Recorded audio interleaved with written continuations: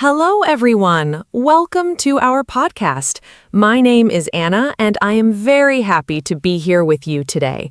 This podcast is for beginners, so we will speak slowly and use simple English. Today, our topic is morning habits. Morning habits are the things we do after we wake up. These small actions can change how we feel during the day.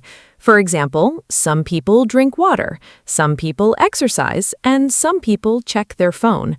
I think morning habits are very important because they help us start the day well. I am here with my friend Mark, and we will talk about this together. Hi, Anna. Hi, everyone. My name is Mark, and I am excited to talk with you today. Thank you for listening to our podcast. Like Anna said, today we will talk about morning habits. Everyone has a different morning routine. Some people wake up early and some wake up late. Some people like a quiet morning and some like music. I think morning habits can affect our mood and energy. A good start can make the whole day better. We will share our habits and ideas in a simple way so you can understand and learn easily. Thank you, Mark. I agree with you. Morning habits are small, but they are very powerful. In this podcast, we will talk about simple things you can do in the morning. We will use easy words so you can learn English and understand the topic at the same time. Do not worry if you do not understand everything. You can listen again and practice. I hope you feel relaxed and enjoy this conversation. You can also think about your own morning habits while you listen. Yes, Anna, that is a great idea.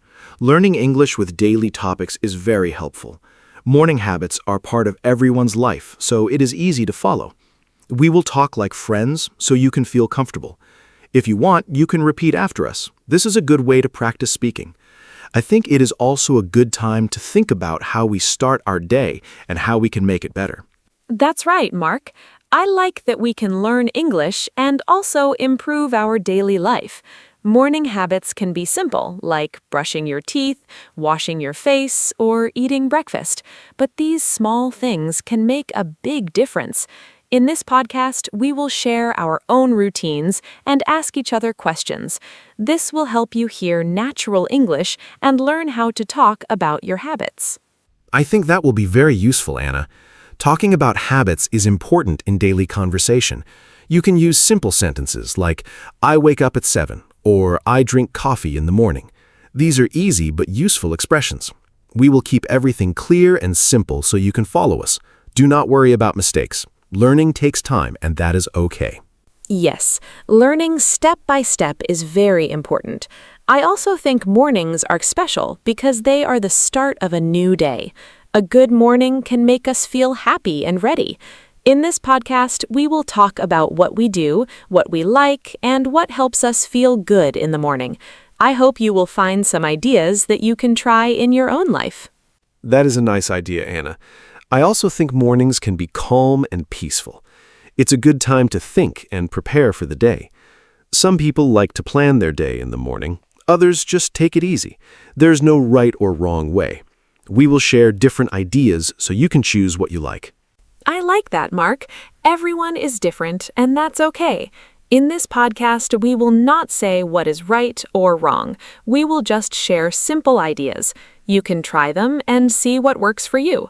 Also, we will speak slowly so you can understand better. You can pause and repeat if you want. Yes, that is very helpful for beginners. Repeating is a great way to improve your English. You can also try to answer our questions in your mind. This can help you practice thinking in English. Morning habits are easy to talk about, so it's a good topic for learning. Thank you, Mark. Before we start, I want to remind our listeners to relax. This is not a test. Just listen and enjoy. You will improve little by little. Morning habits are simple, so you can follow our conversation easily. I hope you feel like you are talking with us. That's a great message, Anna. We are happy to have you here with us. Thank you for listening to our podcast. Now we are ready for part 1, where we will talk about our own morning habits and simple routines. In part 1, I want to talk about my morning habits. I usually wake up at 7 in the morning. When I wake up, I do not check my phone first. I try to sit quietly for a minute and take a deep breath. Then I go to the bathroom and wash my face and brush my teeth. After that, I drink a glass of water because it helps my body wake up. Sometimes I do light stretching for 5 minutes. It is very simple, but it makes me feel fresh. Then I prepare a small breakfast like bread and fruit, and I eat slowly. That sounds like a very nice routine, Anna. My morning habits are a little different. I usually wake up at 7:30, so a bit later than you. The first thing I do is turn off my alarm, and sometimes I check my phone, but I try not to spend too much time on it. Then I go to the bathroom, brush my teeth, and wash my face. After that, I like to drink a cup of coffee because it gives me energy. I do not always stretch, but I sometimes open the window to get fresh air. I like that you open the window, Mark. Fresh air is very nice in the morning. I also think it helps us feel more awake. After breakfast, I like to plan my day. I write a short list of things I need to do. It is not long, just simple tasks. This helps me feel organized and calm. If I know what I need to do, I do not feel stressed. Sometimes I also listen to soft music while I get ready. It makes my morning feel more peaceful and enjoyable. That is a great idea, Anna. I do not always plan my day, but I think I should try it. My morning is sometimes a bit busy, so I just get ready quickly. After my coffee, I get dressed and prepare to go out. I usually eat something small, like a banana or a sandwich. I do not have a big breakfast because I don't feel very hungry in the morning.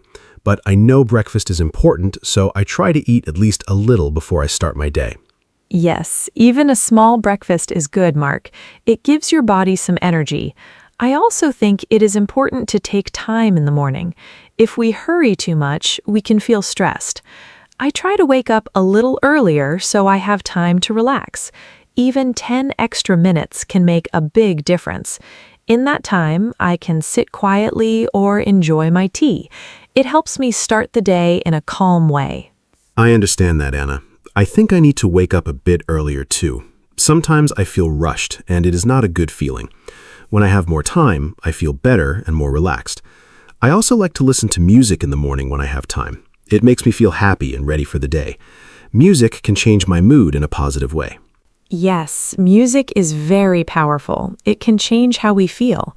I also like to keep my mornings simple. I do not try to do too many things. Just a few good habits are enough. For example, drinking water, eating breakfast, and planning my day. These small things help me feel ready. I think it is better to have a simple routine that we can follow every day. I agree, Anna. Simple routines are easier to keep. If a routine is too long, we may stop doing it. I try to keep my morning easy and quick, but I also want to add some good habits like stretching or planning my day. I think small changes can make a big difference over time. Yes, small changes are very important. We do not need to change everything at once. Just one new habit can help. For example, drinking water in the morning is very easy, but it is good for our body. Over time, these small habits become part of our life. Then we do them without thinking. That is true, Anna. Habits become natural when we repeat them. I'd also think it is important to enjoy our morning. If we like our routine, we will continue it. If we do not enjoy it, it will be hard to keep. So it is good to choose habits that we like.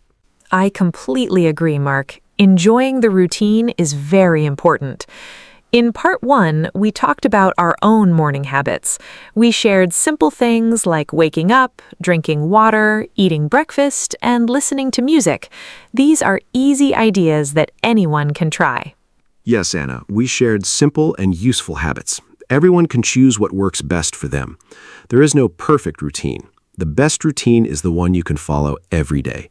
Now we are ready to move to part 2, where we will talk about why morning habits are important. In part 2, let's talk about why morning habits are important.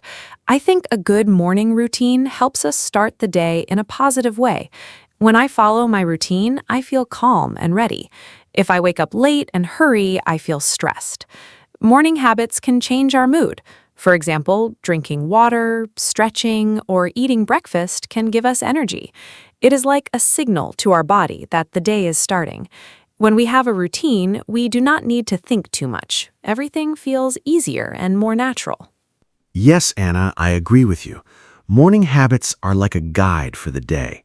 When I follow a simple routine, I feel more organized.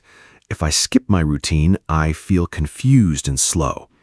I think a good morning helps us think clearly. For example, when I drink coffee and sit quietly for a few minutes, I feel more focused. Also, morning habits can save time. When we know what to do, we do not waste time thinking or deciding. It makes the morning smooth and simple. That's a very good point, Mark. Saving time is very important, especially in the morning. I also think morning habits can reduce stress. When we do things slowly and in order, we feel more relaxed. But when we rush, we can feel nervous and tired. A calm morning can help us stay calm during the day. For example, when I plan my day in the morning, I feel less worried. I know what I need to do, so I feel more in control. I agree, Anna. Planning is very helpful. When I know my tasks, I feel more confident. I also think morning habits can improve our health. For example, drinking water, eating breakfast, and doing light exercise are good for our body. These small actions can help us feel stronger and more active. If we skip these habits, we may feel tired or weak. So a good morning routine is not only about time, but also about health. Yes, health is very important. I also think morning habits can affect our mind. When we start the day in a calm and positive way, we can think better. For example, if we listen to soft music or take deep breaths, we can feel peaceful. This can help us deal with problems during the day. A good morning can give us a good start, and that can change the whole day. That is very true, Anna. I also notice that when I have a good morning, I feel more motivated. I want to do my work and complete my tasks. But when my morning is not good, I feel lazy and slow. So I think morning habits can change our energy and motivation. Even small things like making the bed or opening the window can make a difference. Yes, small things can really help. I also think consistency is important. When we do the same habits every day, our body gets used to them. Then it becomes easier to wake up and start the day. We do not need to think too much. It becomes automatic. This makes our life easier and more comfortable. I agree, Anna.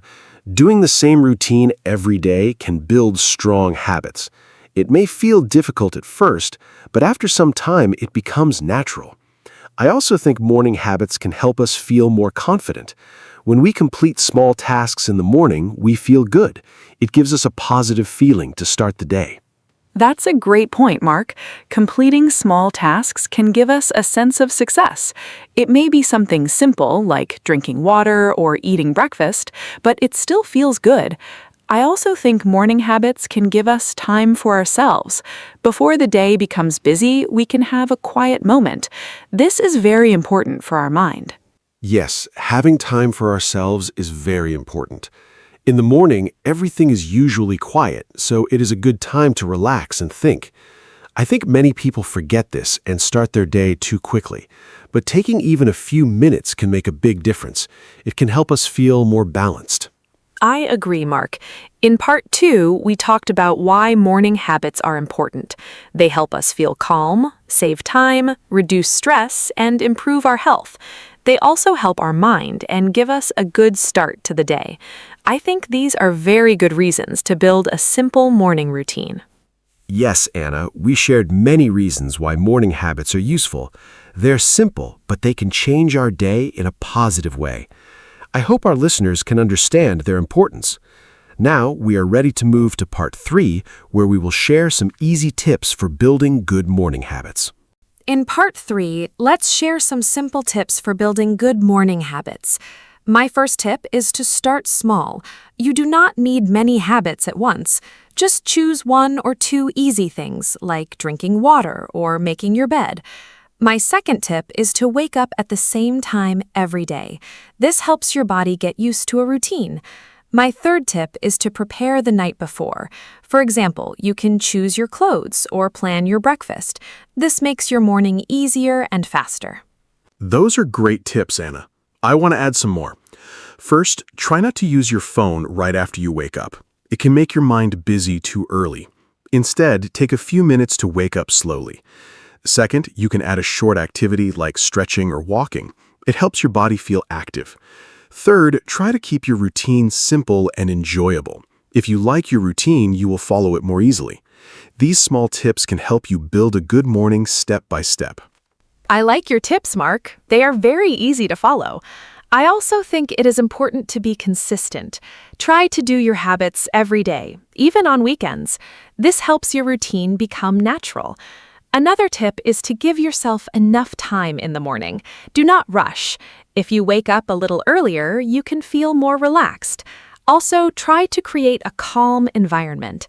A clean room and soft light can make your morning more peaceful. Yes, being consistent is very important. I also think it is good to set a simple goal for the morning. For example, you can say, "Today I will drink water and stretch." This makes your routine clear. Another tip is to enjoy your breakfast. Do not eat too fast. Take your time and enjoy your food. It can make your morning more pleasant and give you energy for the day. That is a nice idea, Mark. Enjoying breakfast is very important. I also think it is good to listen to your body. If you feel very tired, you may need more rest. Do not push yourself too hard. A good routine should help you, not make you feel stressed. Also, you can try different habits and see what works best for you. Everyone is different, so your routine can be unique. I agree, Anna. Everyone is different, and that's okay. I also think it is good to stay positive. If you miss your routine one day, do not feel bad. Just try again the next day. Building habits takes time. Another tip is to keep your routine short. 10 to 20 minutes is enough for many people. This makes it easier to follow every day. Yes, keeping it short is a very good idea. I also think it is helpful to make your routine enjoyable. For example, you can listen to your favorite music or drink your favorite tea. These small things can make your morning special. When you enjoy your routine, you will want to continue it. That's true, Anna. Enjoyment is very important. I also think it is good to track your habits. You can use a notebook or a simple list. When you see your progress, you feel happy and motivated. This can help you continue your routine. I like that idea, Mark. Tracking can help us stay motivated. I also think it is important to be patient. Habits do not change in one day. It takes time. But if you keep trying, you will see results. Step by step, your morning will become better. Yes, Anna, patience is key. Small steps can lead to big changes. In Part 3, we shared many simple tips like starting small, being consistent, and keeping the routine enjoyable. These tips are easy and practical for daily life. Thank you, Mark. I think these tips can really help beginners. They are simple and easy to try. In Part 3, we focused on how to build good morning habits step by step. I hope our listeners feel ready to try their own routine. I agree, Anna. We shared many useful ideas. Now we are ready to move to the ending where we will share our final thoughts and say goodbye. Thank you, everyone, for listening to our podcast today. We talked about morning habits and shared many simple ideas. I hope you learned some new words and useful tips for your daily life. Remember, you do not need a perfect routine. Just start with 1 or 2 small habits, like drinking water or waking up at the same time. Over time, these habits can make your morning better. You can listen again and repeat our sentences to practice English. Thank you for spending your time with us. I hope you feel ready to try a new morning routine tomorrow. Thank you, Anna, and thank you to all our listeners. It was great to talk about morning habits together. A good morning can change your whole day. I hope you can try some of the simple tips we shared. Do not worry if it is not perfect. Just keep trying and find what works for you. Learning English and building habits both take time, so be patient. Practice every day, even a little. Thank you again for listening, and we hope you enjoyed this episode. Before we say goodbye, I want to remind you to practice your English every day. You can listen to this podcast again and repeat after us. You can also talk about your own morning habits in simple English. For example, you can say, I wake up at 7, or I drink coffee in the morning. This is a good way to improve your speaking. We are very happy to be part of your learning journey. Thank you again for listening to us. Take care. That is a great idea, Anna. Practice is very important. Even a few minutes every day can help you improve. Try to listen, repeat, and speak out loud. Do not be afraid of making mistakes. Mistakes are part of learning. Also, try to enjoy the process. Learning English can be fun and useful. We are very happy to share this time with you. Thank you for joining us today. Yes, Mark, I feel very happy too. This was a simple and friendly conversation. I hope our listeners felt comfortable and enjoyed it. Morning habits are easy to talk about, and they are useful in daily life. I hope you found some ideas that you can use. Thank you again for being with us today. I agree, Anna. It was a warm and easy talk. I hope our listeners learned something new. We shared simple ideas that anyone can try. Keep practicing and do not give up. You are doing a great job by listening and learning. Thank you for your time and attention. As we finish our podcast, I want to say one more thing. Please be patient with yourself. Building new habits and learning English both take time. Step by step, you will improve. Keep going and stay positive. Thank you for listening, and I wish you a happy and productive day. Thank you, Anna. That is a very kind message. I also want to wish everyone good luck. Keep learning, keep practicing, and enjoy your journey. We believe in you. Thank you for listening to our podcast today. Now it is time to say goodbye. Thank you so much for joining us. We hope you enjoyed this episode and learned something new. Please come back for our next podcast. We will talk about more easy topics to help you learn English. Have a great day and see you next time. Goodbye, everyone, and thank you again. We hope you have a wonderful day. Take care of yourself and keep practicing your English. We look forward to talking with you again soon. Goodbye, and see you next time. Hello, everyone. Welcome to our podcast. My name is Anna. I am so happy you are here today. Today, we have a very special topic. We are going to talk about family. Family is very important to all of us. In this podcast, I am with my friend Mark. We will talk about our families, our parents, brothers, sisters, and more. I think this is a great topic for people who are learning English. It is simple, but it is also very personal and nice. I hope you enjoy our conversation. Now, let me say hello to Mark. Hi, Mark. How are you today? Hi, Anna. I am great, thank you. And hello to all our listeners. I am Mark, and I am very happy to be here today. I love talking about family. For me, family is everything. It is the most important thing in life. I think this topic is perfect for beginners because we all have a family, and we all know words like mother, father, sister, and brother. So this podcast will help you learn those words in English and use them in real conversations. I am excited to share my family stories with you today. Let's start, Anna. Tell us a little about your family first. Sure.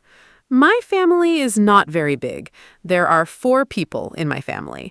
I have my mother, my father, my younger brother, and me. We all live together in one house. My mother's name is Maria. She is very kind and warm. My father's name is David. He is strong and funny. My brother's name is Tom. He is 12 years old. I am 25, so I am older than Tom. We are a close family. We eat dinner together every evening. We also watch TV together on weekends. I love my family very much. They are always there for me. What about you, Mark? How many people are in your family? My family is a little bigger than yours. I have my mother, my father, 2 sisters, and 1 brother, so there are 6 people in my family. My mother's name is Helen. She is a teacher. My father's name is Robert. He works in an office. My older sister is Lisa. She is 30 years old. My younger sister is Becky. She is 20. My brother's name is Sam. He's 22. I am the second oldest. We all grew up in the same town. Now some of us live in different places, but we still talk every week. Family is family, right? It doesn't matter where you live. That's what I believe. Do you live close to your parents, Anna? Yes, I do. I still live with my parents. I know some people think that is unusual, but I really like it. My home is warm and comfortable. My mother cooks very well, and I love her food. In the mornings, we have breakfast together before work and school. My father drives Tom to school every day. It is a nice routine. I also help my mother in the house. I clean my room, and sometimes I cook, too. Living with family can be wonderful. Of course, sometimes we disagree, but we always talk and fix things. I think good communication is very important in a family. Do you live with your family, Mark, or do you live alone? I live alone now. I moved out of my parents' house 3 years ago. I have my own apartment. At first, it was difficult. I missed my family a lot. I missed my mother's cooking the most. Her pasta is amazing. Now I cook for myself, but it is not the same. I visit my parents every Sunday. We have lunch together and we talk for a long time. It's my favorite day of the week. I also call my brother Sam almost every day. We are very close. Having your own place is good for independence, but family time is still very special to me. I think you're lucky to still live with your family, Anna. Do you think you will move out soon? Maybe in a few years. Right now, I'm saving money. Apartments are expensive in my city, and honestly, I really enjoy living with my parents. But yes, one day I will move out and start my own life. I think it is important to become independent. My parents always say, "Anna, you can stay as long as you want." They're so sweet. I think my mother will be a little sad when I leave. We are very close. She is not just my mother, she's also my best friend. I can tell her everything. I hope one day I will have my own family too, a husband and maybe 2 children.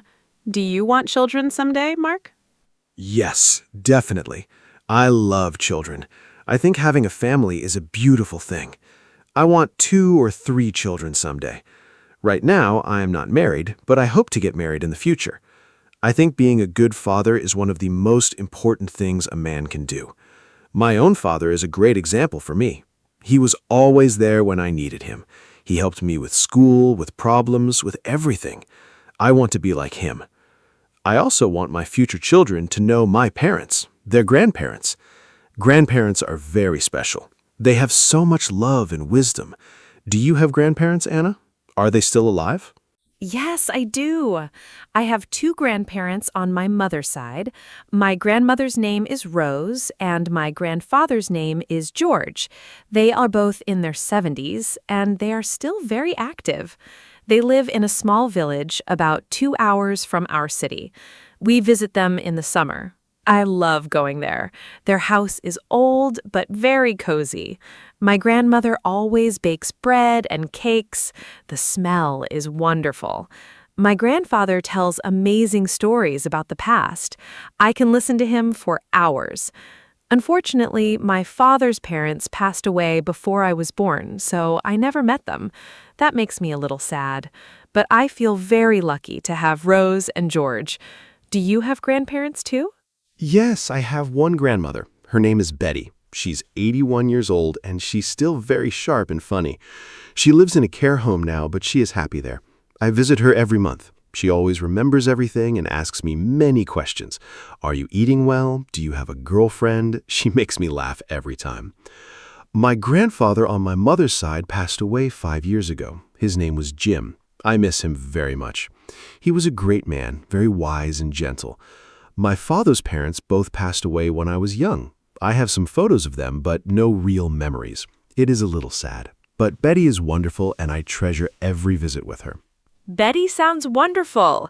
I love that she is still funny and curious at 81. Old people have so many interesting stories and experiences. Let's talk about siblings now. You said you have 2 sisters and a brother. Are you close to all of them? I only have one sibling, my brother Tom. He is still young, only 12, so sometimes we don't have much to talk about. He likes video games and cartoons. I prefer books and music, but I love him very much. I help him with his homework sometimes. He calls me the homework helper. It's funny. When he was a baby, I used to carry him around the house. Now he is almost as tall as me, growing up so fast. Do you get along with your siblings well? Yes, mostly. I am very close to Sam, my brother. We talk almost every day. We like the same sports and the same music. It is very easy to be friends with him. With my sisters, it is a little different. Lisa, my older sister, is very serious. She works a lot and is always busy. We love each other, but we don't talk as often as I would like. Becky, my younger sister, is very cheerful and funny. She always makes the family laugh. When we are all together, it is a lot of fun. Of course, when we were children, we fought sometimes, over toys, over the TV, over small things. But now that we are adults, we appreciate each other much more. That is normal, I think. Did you fight with Tom when you were young? Not really, because Tom is much younger than me. When he was born, I was 13, so I was more like a second mother to him than a sister who fights. I helped my mom take care of him. I fed him, I read him stories, I played with him. It was sweet. He looked up to me a lot. Even now, he still comes to me when he has a problem and doesn't want to tell mom or dad. I like that. It means he trusts me. I think the age difference is actually nice. We don't compete, we just support each other. Let's talk about parents now. Tell me more about your mom. You said she is a teacher. What does she teach? My mom teaches English at a primary school. She's been a teacher for over 25 years. She loves her job. She always says that children give her energy. She is very patient and kind, and I think those qualities make her a great teacher. At home, she was the same way. Patient with us, always ready to explain things. My mom is also a great cook. On Sundays, she makes a big traditional meal for the whole family. It is our favorite time of the week. She works very hard, but she never complains. I really admire her for that. What does your mother do, Anna? Does she work or does she stay at home? My mother works part-time as a nurse at a local clinic. She works 3 days a week. It is not a full-time job, so she also has time for the family. She is very caring and calm. I think her job made her that way, or maybe she chose her job because she was always that way. She is always the person in the family who makes everyone feel better when they are sad or sick. When I was a child and had a fever, she stayed next to me all night. She never slept until I was better. That memory is very special to me. She is my hero. I think mothers are truly amazing people. Your mother sounds great too, Mark. We are both very lucky. We really are. Now let's talk about fathers. My dad, Robert, works in an office. He's an accountant. His job is about numbers and money. At home, he is very different from work, very relaxed and funny. He loves football and watches every match on TV. He also likes gardening. On weekends, he spends a lot of time in the garden. He grows tomatoes, peppers, and herbs. It is his hobby, and he is very proud of it. Every summer, we eat vegetables from his garden. They taste so much better than vegetables from a shop. My dad is also very wise. When I have a big decision to make, I always call him first. His advice is always good. What is your dad like, Anna? My dad is a mechanic. He fixes cars. He has his own small garage near our home. He loves his work. He is always talking about engines and cars. I don't understand much about cars, but I love listening to him because he is so passionate about it. My dad is also very strong and protective. He is quiet sometimes, but when he talks, everyone listens. He is not the type of person who shows emotions easily, but I know he loves us deeply. He shows it through actions, not words. He fixes things around the house. He makes sure we are safe. He works hard for our family. One of my happiest memories is going to his garage as a child and helping him with small things. Do you have a special memory with your dad, too? Yes, my best memory with my dad is going fishing together. Every summer, just the two of us would go to a lake near our town. We would wake up very early in the morning at 5 o'clock and drive to the lake. We never caught many fish, but that was not really the point. We just talked, laughed, and enjoyed the quiet morning together. I still remember the smell of the lake and the sound of the birds. My dad would make coffee in a small thermos, and we would drink it by the water. Those mornings were so peaceful. I have not gone fishing in a long time, but now I really want to go again. Maybe I will invite my dad this summer. That memory warms my heart. What is your happiest family memory, Anna? Oh, what a beautiful story, Mark. The fishing memory is so sweet. My happiest family memory is our summer holiday when I was about 10 years old. My parents saved money for a whole year, and we went to the beach for 1 week. It was my first time at the sea. I remember seeing the ocean for the first time and thinking it was the biggest thing in the world. My dad carried me on his shoulders in the water. My mom made sandwiches on the beach. We all played in the sand. Tom was not born yet, so it was just the three of us. It was simple but perfect. I remember laughing a lot. To this day, the smell of the sea makes me feel happy and safe. I want to go back to that beach one day. That is a beautiful memory. Simple moments really are the most special, aren't they? Let's talk about family traditions now. Every family has its own traditions, things they do every year or every week. Does your family have any special traditions, Anna? For us, it is Sunday lunch, of course. My mom always cooks a big meal, roast chicken, potatoes, salad, and we all eat together. No phones at the table, that is a rule. We just talk and enjoy the food and each other's company. Another tradition is that every Christmas, my whole family goes to my parents' house, all 6 of us, plus Grandma Betty. It is loud and full of love. I look forward to it all year. What traditions does your family have? We have a few nice traditions. Every Saturday morning, my dad makes pancakes. He has been doing this for as long as I can remember. He makes them with honey and fruit. We all eat breakfast together and talk. It's a very relaxed, happy morning. Another tradition is that on New Year's Eve, we go to my grandparents' village. We spend 2 or 3 days there. My grandmother cooks a huge dinner on New Year's Day. We play card games and watch old movies. It's very cozy. I also love our birthday traditions. In our family, on your birthday, you choose the dinner menu. The birthday person is king or queen for the day. It sounds simple, but it makes everyone feel very special. These little traditions bring us together. I love the birthday tradition. Choosing your own dinner menu is a great idea. In our family, the birthday person also gets breakfast in bed. My mom always brings a tray with eggs, toast, and orange juice to your room in the morning. It feels so special. Now, let me ask you something different, Anna. Do you think the idea of family is changing in the world today? For example, some families have 1 parent, or 2 mothers, or 2 fathers. Some people live very far from their families. Technology changes how we stay connected. What do you think about the modern family? Is it different from the family you grew up with? That's a great question, Mark. Yes, I think family is changing. In the past, a family usually meant a mother, a father, and children, all in one house. Today, families look different. Some children grow up with just 1 parent. Some have step-parents. Some are raised by grandparents. I think what matters most is love and support, not the shape of the family. I have friends from single-parent families who are very happy and loved. I also think technology helps modern families stay close even when they are far apart. Video calls, messages, and photos make distance smaller. My family uses a group chat every day. It's a nice way to share small moments. Family is love, not a fixed structure. I completely agree with you. Family is love, not a fixed structure.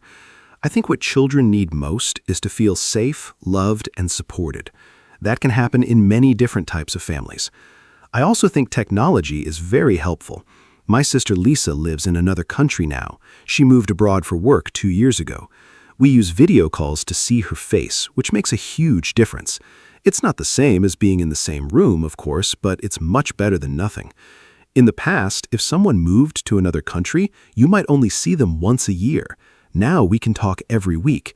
Do you have any family members who live far away, Anna? Yes, I have an uncle who lives in Canada. His name is Peter. He is my father's brother. He moved there about 15 years ago. He has a wife and 3 children there. We do not see them often, maybe once every 3 or 4 years. But we send messages and have video calls on special occasions, like birthdays and Christmas. His children, my cousins, speak English and a little bit of their local language there. I have never met them in person, only on screen. Isn't that strange? But I still feel connected to them. I hope to visit Canada one day. It would be amazing to finally hug my cousins. Do you have relatives who live abroad, Mark? Yes, Lisa lives in Germany now. She moved there for her job in engineering. She is doing very well there. I think she is happy, but she misses home sometimes. We can see it in her face during video calls, especially around the holidays. On Christmas, she flies home, and that is the best day. The moment she walks through the door, my mom starts crying, happy tears. It is a very emotional and beautiful moment every time. I also have 2 cousins who live in Australia. We do not have much contact, but I know they are there. Family spreads around the world these days, but the heart stays connected. I think that's a wonderful thing about family. How do you feel when you think about your uncle in Canada? I feel a little sad, but also happy for him. He built a beautiful life there. He has a good job, a lovely family, and a nice home. My father misses him, though. You can see it. When they talk on the phone, my dad is more relaxed and happy than usual. Brothers have a special bond, I think, even when they grow up and live far apart. It reminds me that family connections don't disappear with distance. They just change shape. Let's talk about something lighter now. Mark, what is the funniest thing that ever happened in your family? Every family has funny stories. I'm sure you have a good one. Oh yes, I have a very funny story. One Christmas, my dad was cooking the turkey. He's not usually the cook, that is my mom's job, but he wanted to surprise her. He forgot to take the plastic bag of things out from inside the turkey before he put it in the oven, so the whole kitchen smelled terrible. We had to open all the windows in winter. It was so cold and so funny. My mom came home and saw the disaster, and instead of being angry, she laughed until she cried. We ended up ordering pizza for Christmas dinner that year. Now, every Christmas, my dad says, "Don't worry, I will not cook the turkey this year." We still laugh about it every single time. Do you have a funny family story, Anna? That is hilarious. Pizza for Christmas dinner? That is a story to tell for life. My funny story is about my brother, Tom. Last year, he wanted to make breakfast for my mom on Mother's Day. He was 11 at the time. He decided to make toast with jam. Simple, right? But he put 4 pieces of bread in the toaster at the same time and then forgot about them. He went to watch TV. The toast got black and smoke filled the kitchen. The fire alarm went off. We all ran downstairs thinking there was a real emergency. My mom came in her pajamas, very worried. Then she saw Tom standing by the toaster looking very guilty. We all laughed so much. Mom still got her breakfast, slightly burnt toast with lots of jam. Ha! Burnt toast for Mother's Day. Tom meant well. That is the sweetest part. The effort is what matters. It's funny how these small disasters become the best family memories.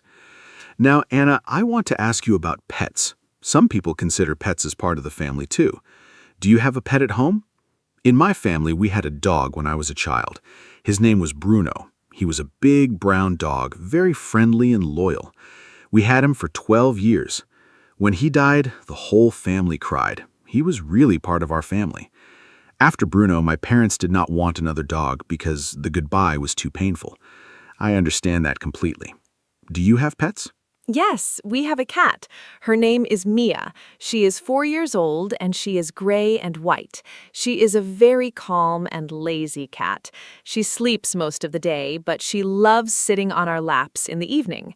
Tom absolutely loves Mia. He always tries to dress her up in small clothes, and she tolerates it for about 2 seconds before running away.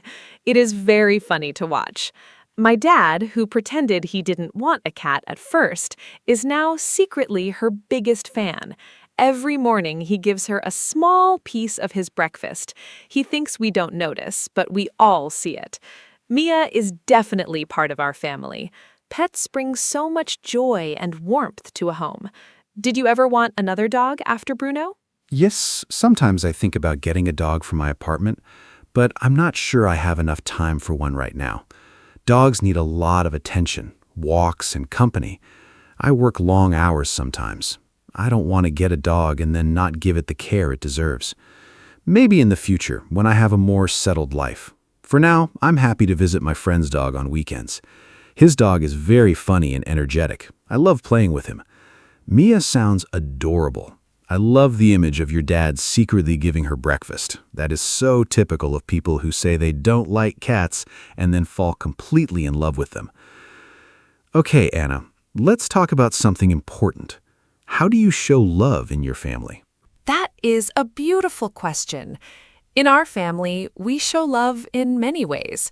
My mom says I love you a lot, out loud, directly. She is very expressive. My dad shows love through actions. He fixes things, he provides for us, he shows up. He does not say I love you as often, but when he does, it means the world.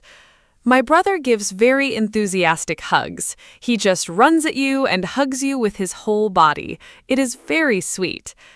I show love by being present and by listening. When someone in my family has a problem, I sit down and really listen without interrupting. I think listening is one of the best ways to show someone you care. How does your family show love, Mark? In my family, food is definitely love. My mom shows love by cooking. If she makes your favorite meal, she is saying, I love you in her own language. My dad shows love by teaching. He always wants to help us learn something new and be ready for life. My grandmother Betty shows love by remembering small details. She always asks about specific things I mentioned last time. It shows she really listened and cared. Becky, my funny sister, shows love through jokes and laughter. She makes sure no one feels sad or alone. Sam shows love by always being available. You can call him anytime and he answers. Each person in a family has their own love language. I think recognizing those different ways is very important. It helps you feel more connected. I love the idea of different love languages in a family. It is so true. Some people hug, some people cook, some people fix things, some people just listen. All of those are forms of love. Mark, let me ask you one more thing before we start to wrap up. What is the most important lesson your family taught you? For me, the most important lesson is that family always comes first. No matter what happens, good times or bad times, your family is there. My parents always said, we may not be perfect, but we are always here for each other. That has shaped how I see the world. I try to be that kind of support for the people I love. What lesson did your family give you, Mark? The most important lesson from my family is to work hard and never give up. My dad used to say, nothing good comes easy, but everything good is worth it. He worked very hard his whole life to give us a comfortable home and education. My mom showed me the value of patience and kindness every single day. And from watching my siblings, I learned how to compromise and share. Because with 4 children in one house, you have no other choice. Together, these lessons shaped who I am today. I'm grateful for every single one of them. I think families are our first and most powerful teachers. No school can teach you what a loving family teaches you. That is something I believe very deeply. Beautifully said, Mark. Families really are our first school. I want to say one more thing. I think it is also important to appreciate your family while you can. Sometimes we are so busy with work or school or phones that we forget to really be present with the people we love. I am trying to be more mindful about this. I put my phone away at dinner. I ask my parents how they are feeling, not just what they are doing. I sit with Tom when he wants to show me something on his computer, even if I don't understand it. Small moments of attention are a gift. I think after today's conversation, many of our listeners will want to call or hug their families. I hope so. Now, let's say our goodbyes, Mark. Yes, let's wrap up. Today was such a warm and wonderful conversation. I really enjoyed talking about family with you, Anna. I think we touched on so many important things, parents, siblings, grandparents, traditions, memories, love, and lessons. I hope all of you listening today enjoyed it too, and I hope it helped your English a little. Try to use some of the words and phrases we talked about today. Words like siblings, tradition, memory, show love, and come first. Use them when you talk about your own family. The best way to learn a language is to connect it to something real and personal, and nothing is more personal than family. Thank you for being with us today, everyone. Thank you so much, Mark. It was wonderful talking with you today. And thank you to all our lovely listeners for spending this time with us. I hope this podcast was not only good for your English, but also made you smile and think about your own family. Family is a topic we can all relate to, no matter where we are from or what language we speak. That's the beauty of it. If you enjoyed this episode, please share it with a friend who is also learning English. It is always more fun to learn together. And please come back next time.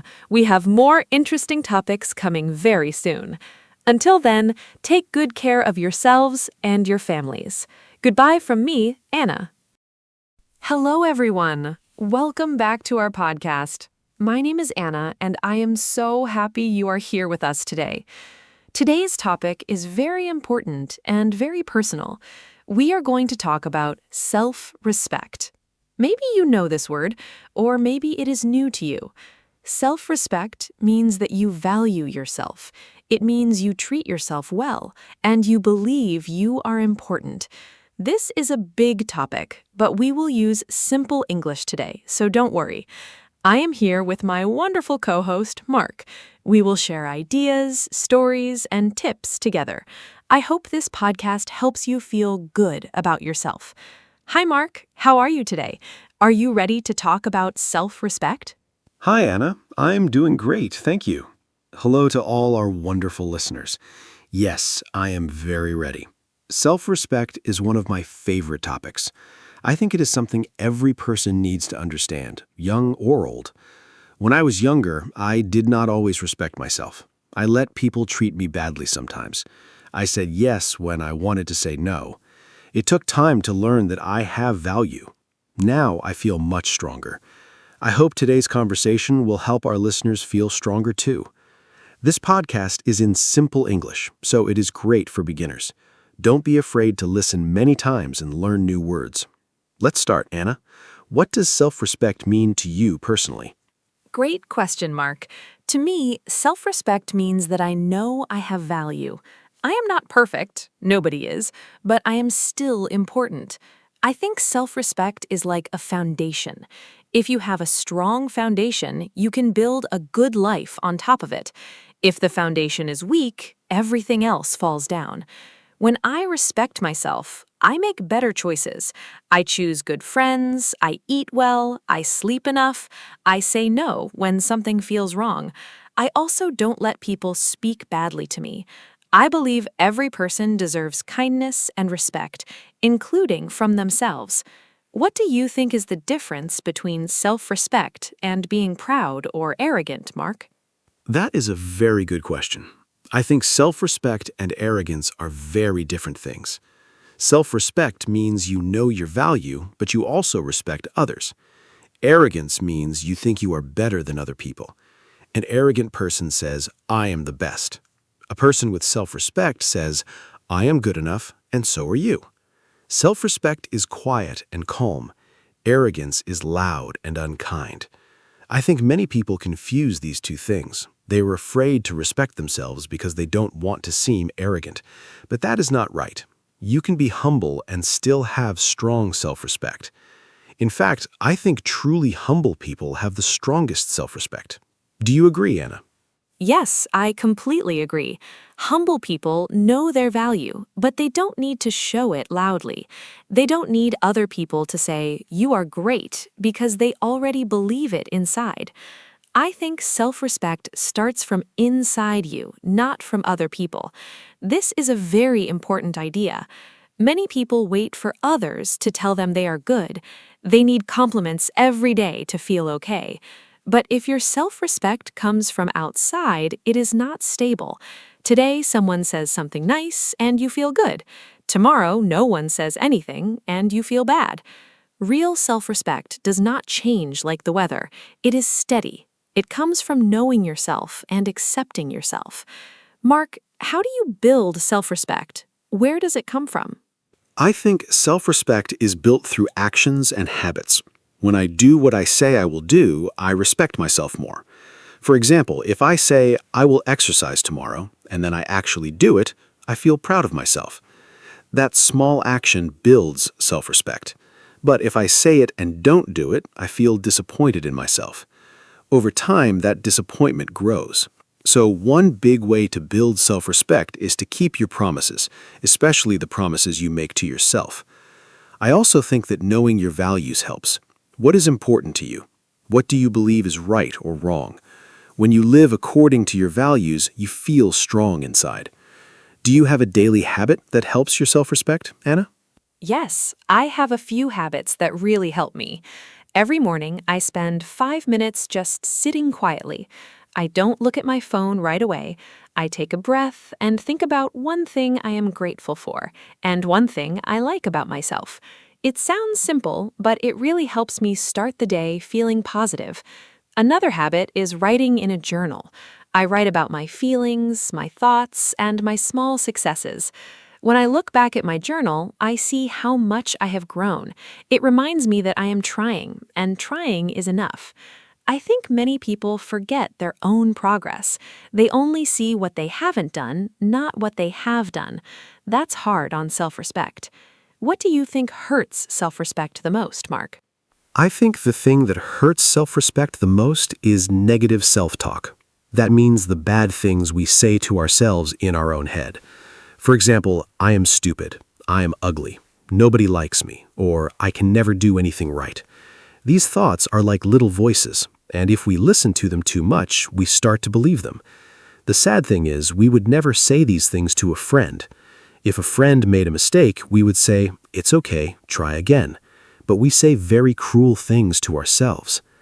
I think we must practice being kind to ourselves the same way we are kind to others.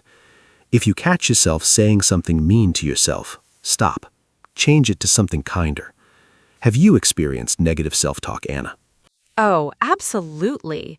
I think everyone has. When I was in school, I was very hard on myself. If I got a bad grade, I would say, "You are so stupid, Anna." I would not eat well, I would not sleep, I would just feel terrible for days. Looking back, I was very unkind to myself. One thing that helped me was a teacher who told me, "Anna, you are not your grades. You are so much more than that." Those words stayed with me for a long time. I think we all need someone like that in our lives, someone who reminds us of our worth. But we also need to be that person for ourselves.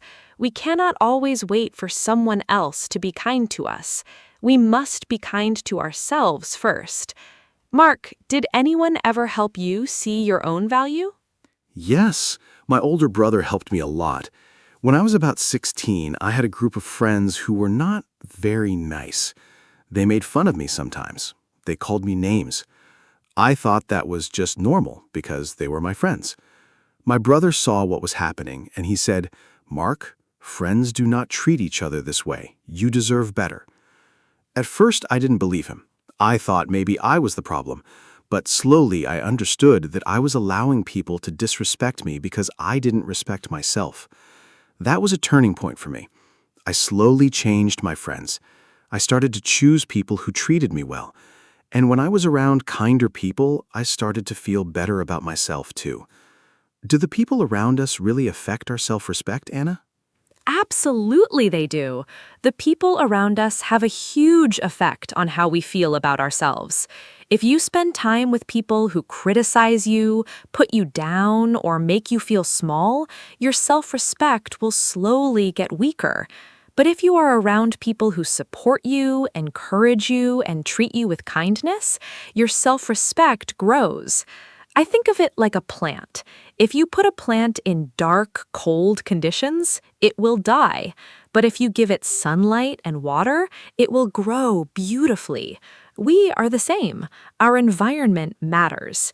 This is why choosing your friends carefully is so important. It is not about being selfish, it is about protecting your inner world.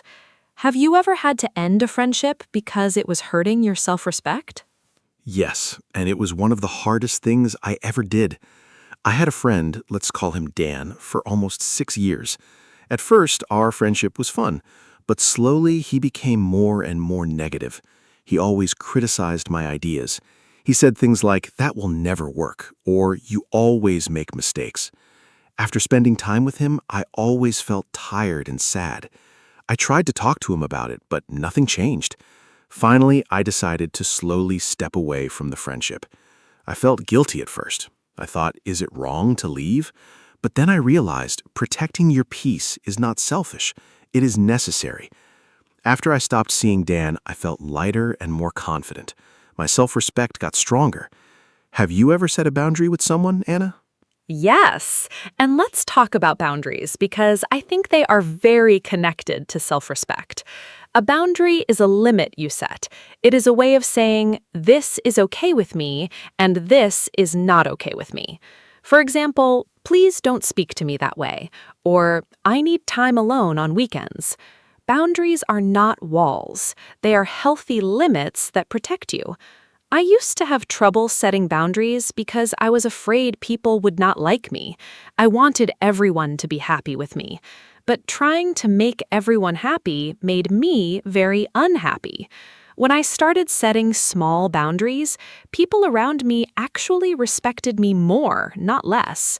It's like when you respect yourself, others learn to respect you too. Does setting boundaries feel difficult to you, Mark? It used to be very difficult for me. I'm a person who likes to help others, so saying no felt very bad. I thought saying no meant I was a bad person or a bad friend. But I learned that saying no is actually a form of honesty. If I say yes when I mean no, I'm being dishonest with myself and with the other person. And over time, that builds frustration and even anger inside.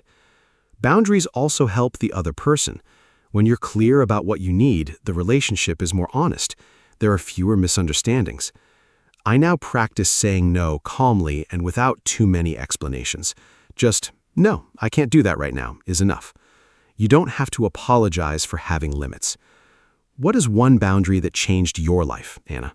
One boundary that really changed my life was about my phone and social media at night. I used to check my phone right before sleeping.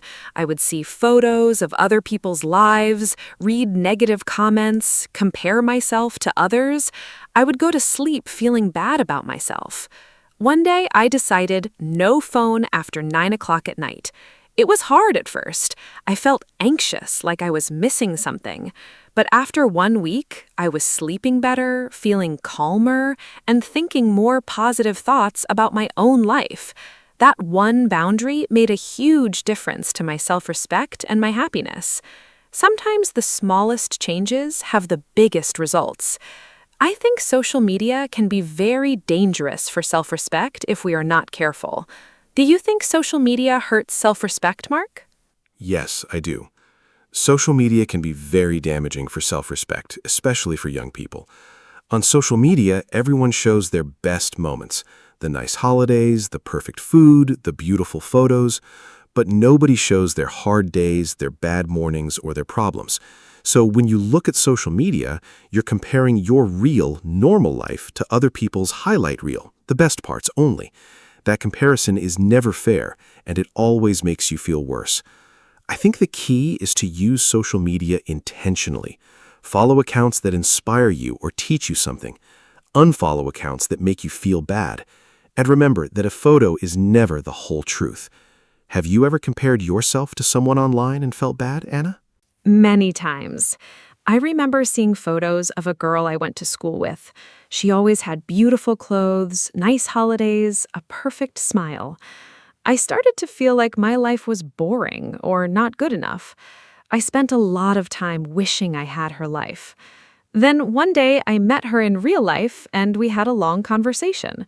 She told me she was very lonely, she was going through a hard time at work, and she felt a lot of pressure to look perfect online. I was so surprised. Her online life was completely different from her real feelings inside. That was a very big lesson for me. I stopped comparing myself to the online world after that. Comparison is one of the biggest enemies of self-respect. Mark, is there anything else you think is an enemy of self-respect? Yes, I think perfectionism is a big enemy of self-respect. Perfectionism means you think everything you do must be perfect. If it is not perfect, you feel like a failure. The problem is, nothing in life is perfect. We all make mistakes, we all have bad days. If your self-respect depends on being perfect, you will always be disappointed. I used to be very perfectionist. I worked very long hours and still felt like I had not done enough. I was never satisfied. My therapist helped me understand that done is better than perfect. Trying is more important than succeeding every time. When I accepted that I am a work in progress, not a finished product, I started to feel much better about myself. Do you think it's possible to love yourself and still want to improve? Yes, absolutely. And I think this is a very important point. Self-respect does not mean you think you are perfect or that you have nothing to learn. It means you accept yourself as you are right now, while also believing you can grow. Think of a child learning to walk. The child falls down many times, but we don't say, "This child is a failure." We say, "Keep trying, you are doing so well." We need to be that encouraging voice for ourselves, too. You can look in the mirror and say, "I have things to work on, and I am still worthy of love and respect." Both things are true at the same time. Self-improvement and self-respect are not opposites.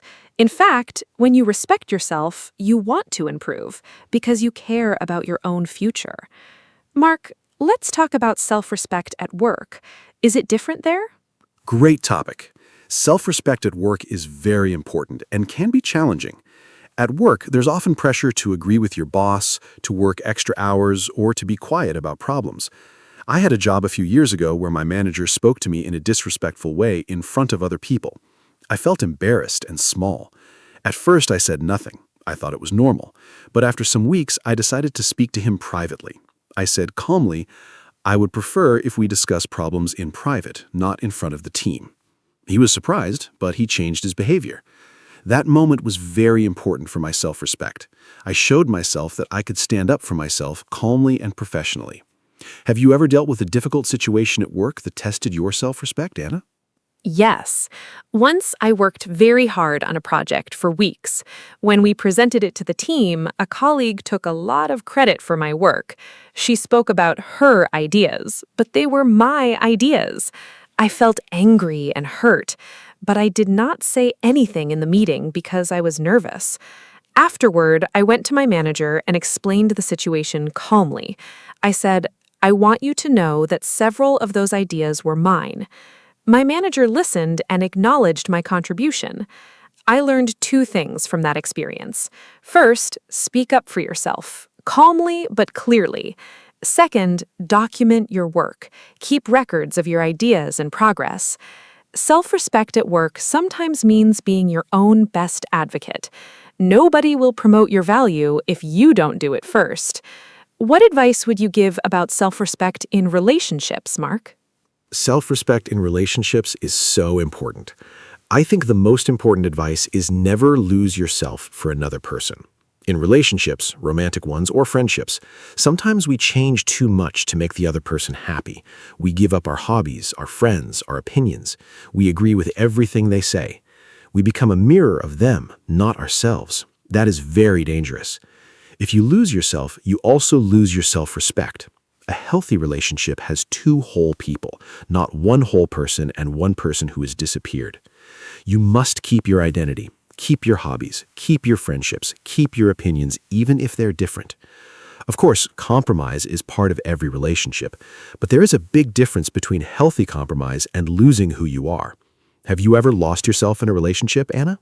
Honestly, yes. When I was younger, I had a relationship where I slowly stopped doing the things I loved. I stopped painting because he said it was a waste of time. I stopped seeing certain friends because he didn't like them. I stopped sharing my real opinions because I wanted to avoid arguments. After that relationship ended, I felt like I didn't know who I was anymore. It took me a long time to find myself again. I went back to painting, I reconnected with old friends, I started to discover my own opinions again. And through that process, my self-respect grew stronger than ever before. Sometimes a difficult experience teaches us the most.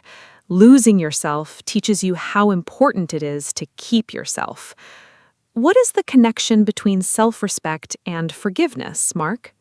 Oh, this is such a deep and important connection.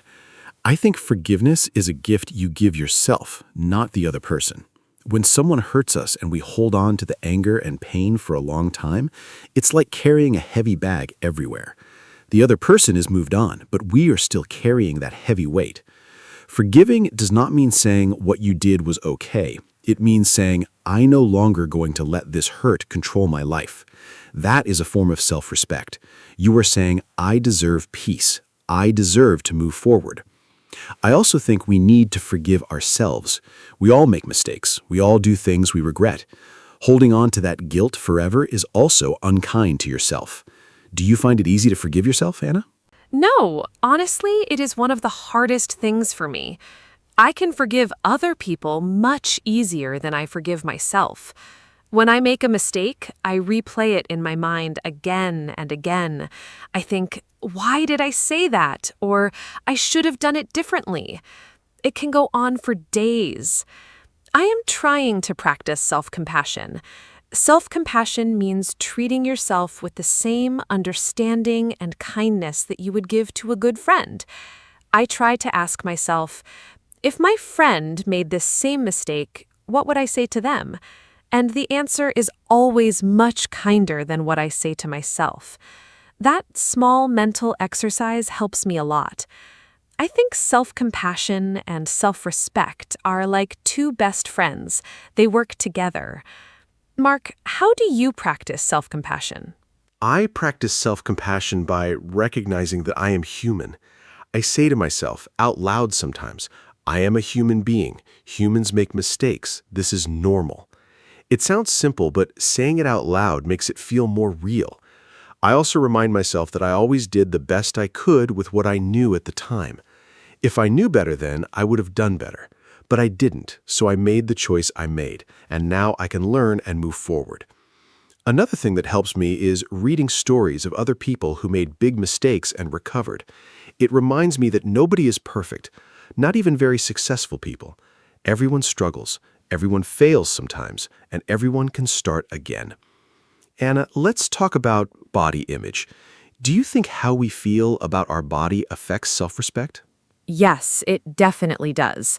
And this is a topic I feel strongly about. Many people, especially women, have a complicated relationship with their bodies. From a very young age, we see images of perfect bodies in magazines, movies, and social media. We are taught that we need to be thinner or have perfect skin or look a certain way. This pressure is very damaging to self-respect. I spent years not liking my body. I thought I would be happier when I lost weight or changed something about myself. But happiness never came from changing my body. Happiness came when I decided to respect my body as it is. My body does so much for me every day. It breathes, it moves, it thinks. I am grateful for it. Treating your body with care is an act of self-respect.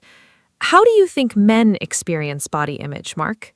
Men experience body image issues too, but we often don't talk about it. There's a pressure on men to be strong, muscular, tall. If a man doesn't look like those images, he might feel embarrassed or not good enough. I was quite thin when I was young, and some people made jokes about it. I hated taking off my shirt at the pool. I felt ashamed of my body.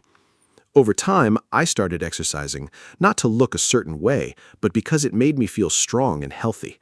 That shift in motivation was very important. When you exercise to punish your body or to look like someone else, it is not self-respect. When you exercise because you love and value your body, that is self-respect. The goal changes everything. Do you think self-respect is connected to mental health, Anna? Absolutely. They are deeply connected. When we have low self-respect, we often feel anxious, sad, or empty. We feel like we don't matter. Those feelings can grow into bigger problems like depression or anxiety over time. On the other hand, when we have healthy self-respect, we handle stress better. We bounce back more quickly from difficult situations. We feel more stable and calm inside. I think self-respect is like a mental immune system. When it is strong, you can handle life's challenges without breaking. When it is weak, even small problems feel enormous. This is why working on self-respect is not selfish. It's actually taking care of your mental health. Have you ever struggled with your mental health, Mark? And how did self-respect play a role? Yes, I went through a period of depression about 5 years ago. I was working too much, sleeping too little, and ignoring my own needs completely. I thought, I must be productive. I must achieve more. I had no time for rest, for friends, for fun. My self-respect was actually quite low at that time, even though from the outside I looked busy and successful. I finally asked for help and started seeing a therapist. One of the first things she helped me understand was that I was treating myself like a machine, not a person. Machines don't need rest or love. People do. Learning to put my own needs on the list, not at the bottom, but somewhere in the middle, was a huge step. Do you think asking for help is a sign of self-respect, Anna? Yes, I strongly believe asking for help is a sign of self-respect, not weakness. It takes courage to say, I'm struggling and I need support. It shows that you value yourself enough to get the help you need. In many cultures, asking for help is seen as something to be ashamed of. Especially for men, there's a message that says, be strong, handle it yourself, don't show your feelings. But that message is very harmful. Everyone needs help at some point. A person who asks for help is saying, I deserve to feel better. I am worth the effort. That is beautiful self-respect. I also think that being around people who ask for help normalizes it. When my friend told me she was seeing a therapist, I felt brave enough to try it too. Have you told others about your experience with therapy, Mark? Yes, I have, and I'm glad I did.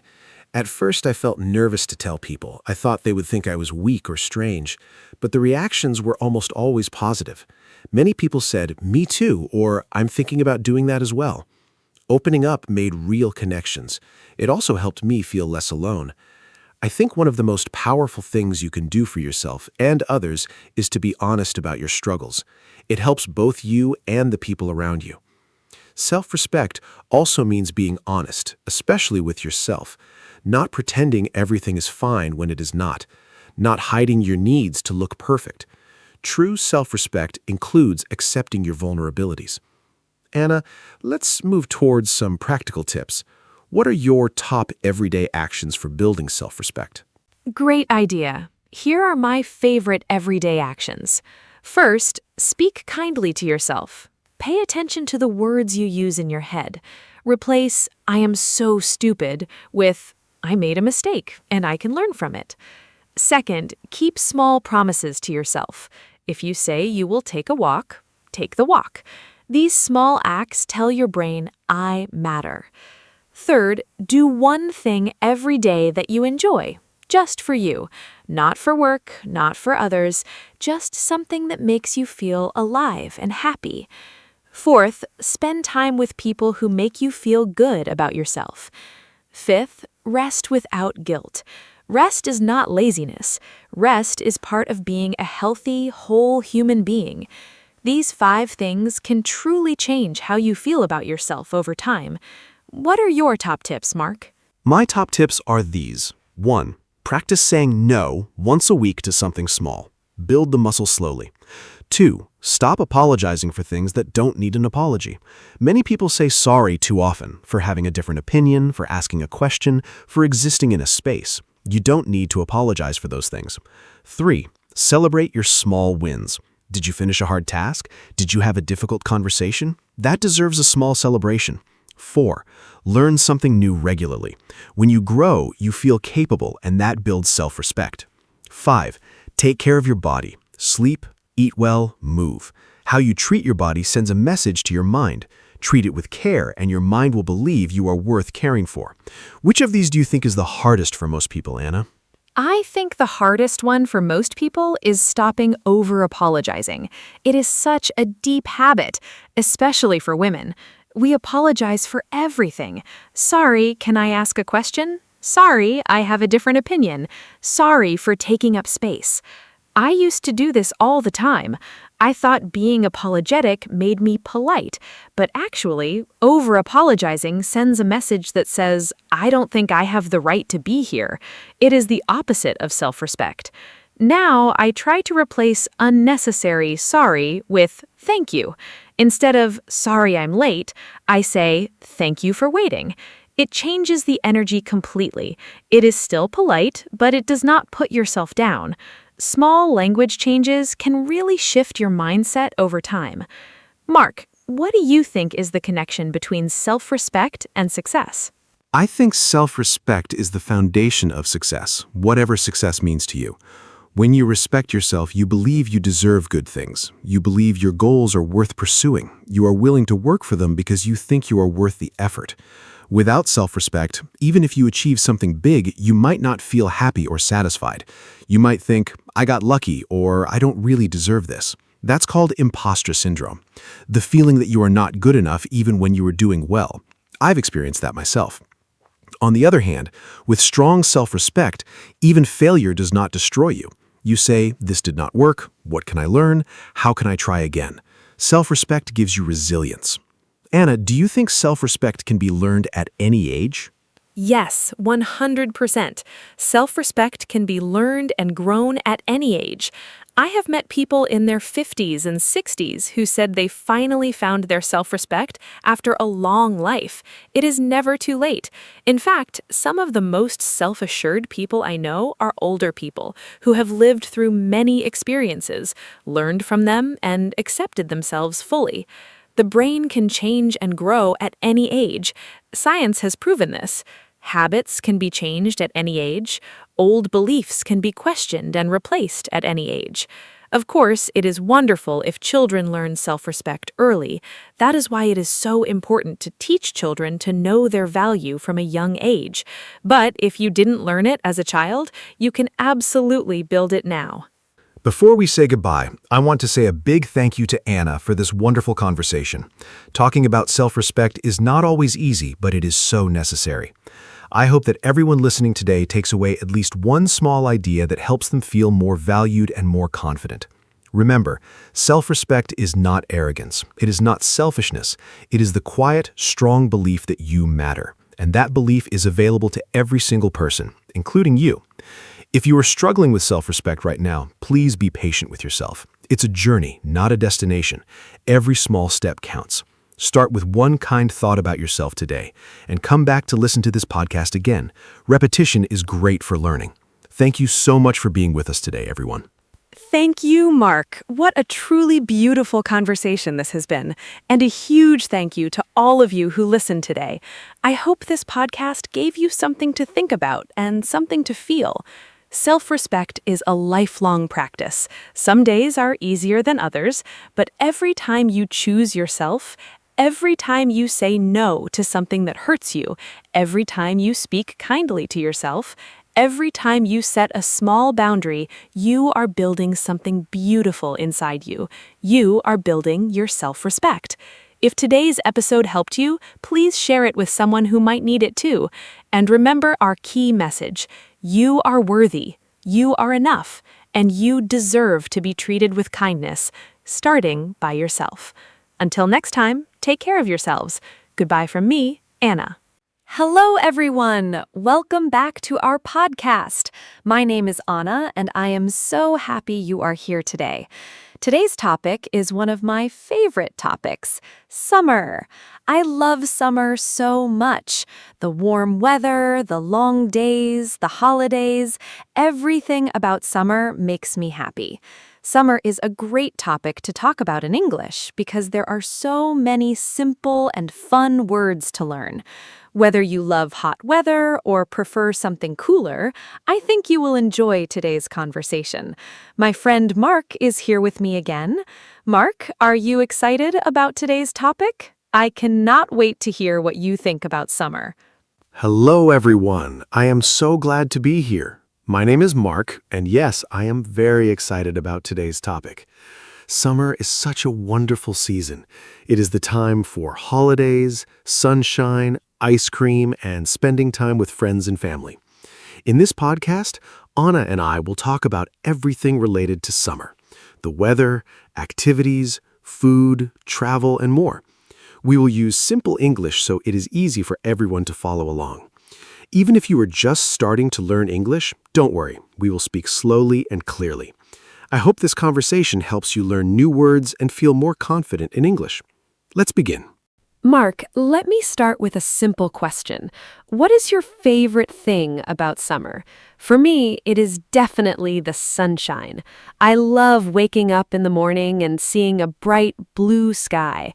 In winter, the days are short and gray, but in summer, the sun rises early and sets late. There is so much light. I feel so much happier and more energetic in summer. The warm weather also makes me want to go outside and be active. I love walking in the park, sitting in a cafe outside, or just reading a book in the garden. Sunshine really changes my mood completely. What about you, Mark? Anna, I love the sunshine too, but my favorite thing about summer is the long evenings. In summer, it stays light until 9 or even 10 o'clock at night. That means more time to enjoy the outdoors after work or school. I love sitting outside with friends in the evening, having a cold drink and just talking and relaxing. There is something very special about a warm summer evening. Everything feels slower and more relaxed. People seem happier and friendlier too. I also love that in summer you can do so many activities outside. Barbecues, walks, outdoor cinema, festivals. Summer evenings are truly magical. They are my absolute favorite part of the season.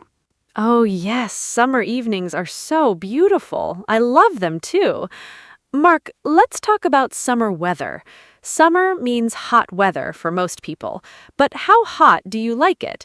I personally love warm weather, but not too hot. Around 25 degrees Celsius is perfect for me. When it is over 35 degrees, I find it too hot. I feel tired and uncomfortable. I drink a lot of water, stay in the shade, and try not to go outside in the middle of the day. What temperature do you prefer in summer? And do you have any tips for staying cool when it is very hot outside? Hot weather can be tough. 25 degrees is perfect. I agree with you, Anna. I also love warm weather, but extreme heat is very difficult. When it is very hot, I drink a lot of cold water, maybe 2 or 3 liters a day. I also wear light, loose clothing. Light colors like white and yellow are best because they do not absorb as much heat as dark colors. I also use a fan or air conditioning at home. Taking a cold shower in the afternoon is wonderful when it is hot. And I try to do outdoor activities in the morning or evening, not at midday when the sun is strongest. Staying hydrated is the most important thing in hot weather. Great tips, Mark. Staying hydrated is so important. I always carry a water bottle with me in summer. Mark, let's talk about summer holidays. Do you take a holiday in summer? I think summer is the most popular time for holidays. Many people travel in July and August because children are not in school. I love going on holiday in summer. Last summer, I went to the beach for 1 week. It was wonderful. I swam in the sea, ate delicious food, and relaxed in the sun. The beach is my favorite holiday destination in summer. Do you prefer the beach, the mountains, or the city for a summer holiday? What is your dream summer holiday? I love summer holidays.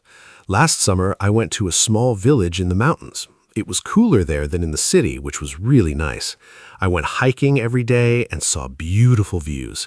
The mountains are so peaceful and quiet. But I also love the beach. The sea, the sand, the sound of the waves, it is very relaxing.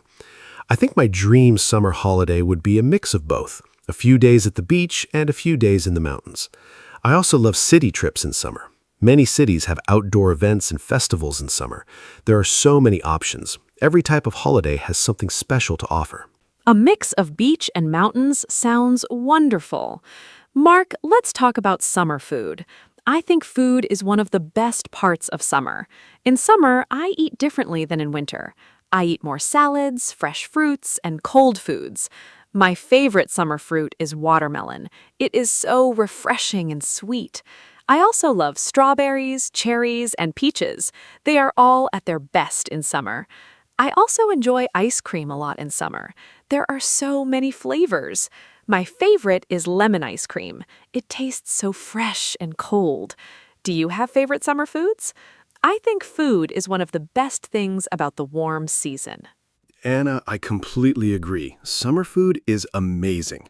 My absolute favorite summer food is a barbecue. I love cooking outside with friends. We grill chicken, vegetables, and corn on the cob. Everyone sits together, eats, and has fun. It is a very social kind of meal. I also love cold drinks in summer. Fresh lemonade, iced tea, and fruit smoothies. They are so refreshing on a hot day. And yes, ice cream is essential. My favorite flavor is chocolate, but I also love mango ice cream. Summer is also great for eating outside at restaurants and cafes. There's something special about eating good food in the warm sunshine with the people you love. A barbecue sounds so fun. I love those too.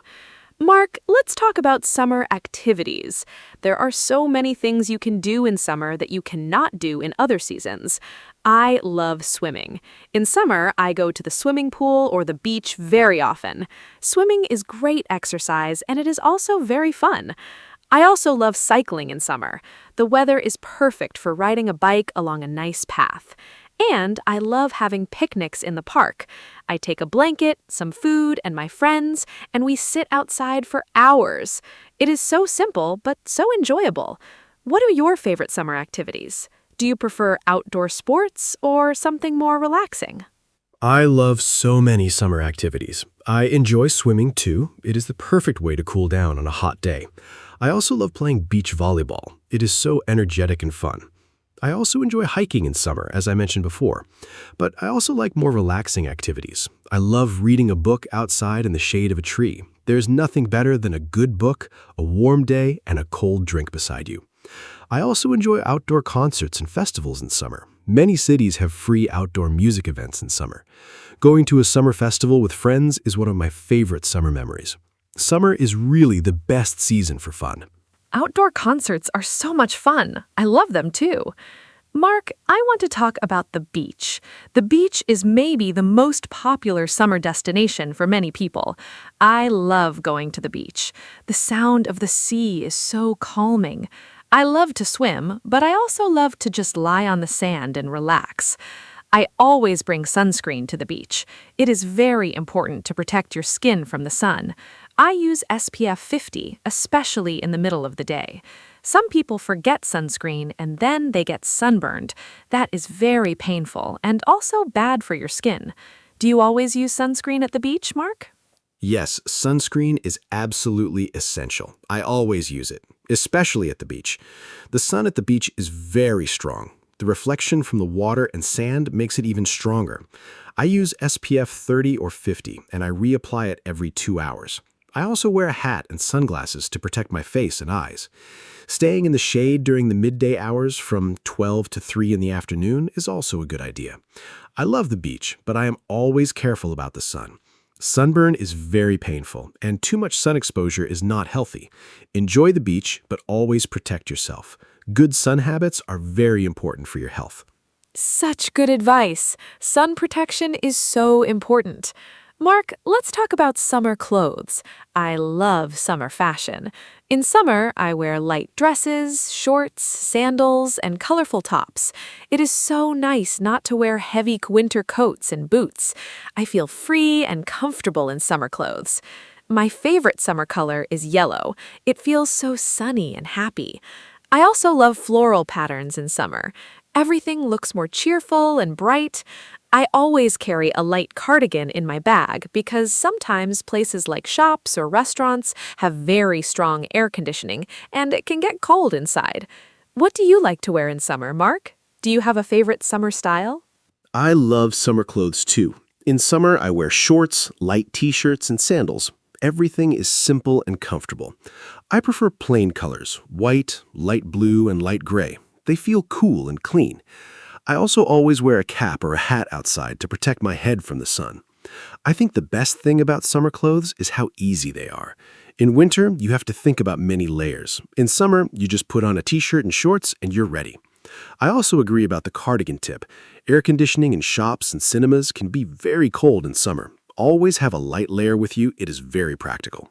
So practical. Mark, let's talk about summer and children. I think summer is the happiest time for children. They do not have school. They have long summer holidays, sometimes 2 or 3 months. When I was a child, I loved summer so much. I spent my summers at my grandmother's house in the countryside. We played outside every day. We ran in the fields, picked berries, played in the river, and caught butterflies. Those are some of my best childhood memories. Summer felt endless and magical when I was young. Do you have good memories from your childhood summers, Mark? I think summer memories from childhood are very special and last forever. Oh yes, my childhood summers were the best. I grew up near the sea, so every summer we went to the beach almost every day. My parents would pack lunch and we would spend the whole day there, swimming, building sandcastles, playing in the waves. I also remember summer evenings playing football with the neighborhood kids until it was dark. Those were such simple but happy times. I also loved summer fairs and festivals in our town. There was always music, food stalls, and fun games. Childhood summers feel so free and carefree. Now, as an adult, I try to bring some of that same joy into my summers, spending time outside, relaxing, and enjoying simple pleasures. That sounds so beautiful, Mark. Childhood summers really are magical. Now, let's talk about something different: summer and health. Summer can be very good for your health, but it can also be challenging. The sunshine gives us vitamin D, which is important for our bones and our mood. People often feel happier in summer because of the sunlight. Exercise is also easier in summer because the weather is nice and you want to be outside. But summer can also bring problems: too much sun, dehydration, and heat exhaustion. I always try to be careful about these things. Do you think summer is generally a healthy season? What do you do to stay healthy in summer? Summer is a wonderful season for health when you are careful. The extra vitamin D from sunlight really does boost your mood and energy. I sleep better in summer too. The warmth makes me feel relaxed. I also exercise more in summer because I love being outside. I walk, swim, and cycle much more than in winter. But yes, the heat can be a risk. Drinking enough water is the #1 thing for summer health. I also eat lighter foods in summer, more salads and fruits, less heavy meals. And I try not to stay in the sun too long. Taking care of yourself in summer means you can enjoy everything the season has to offer without any problems. So well said. Mark, let me ask about summer and travel. Summer is the most popular travel season. Airports and trains are very busy in July and August. Hotels and holidays can also be more expensive in summer. Have you ever had any travel adventures or funny travel stories from summer? I remember one summer I missed my flight because of a traffic jam on the way to the airport. It was a terrible day. But then I got on the next flight and my holiday was wonderful. Travel does not always go perfectly, but those stories become funny memories later. Do you have any memorable summer travel stories? Good or bad ones are both welcome. Oh, I have a funny travel story. One summer, my friends and I drove to the coast for a camping trip. We were so excited. But when we arrived, we realized we forgot the tent at home. We had all our sleeping bags and food, but no tent. We had to sleep in the car that first night. It was very uncomfortable, but we laughed so much about it. The next day, we bought a cheap tent from a local shop, and the rest of the holiday was perfect. Now that story is one of our favorite memories to tell. Travel surprises and mistakes make the best stories. The most important thing is to stay positive and laugh about the unexpected things. That story is so funny. Sleeping in the car? Oh no! But I love that it became a great memory. Mark, let's talk about summer festivals and events. Summer is full of fun events.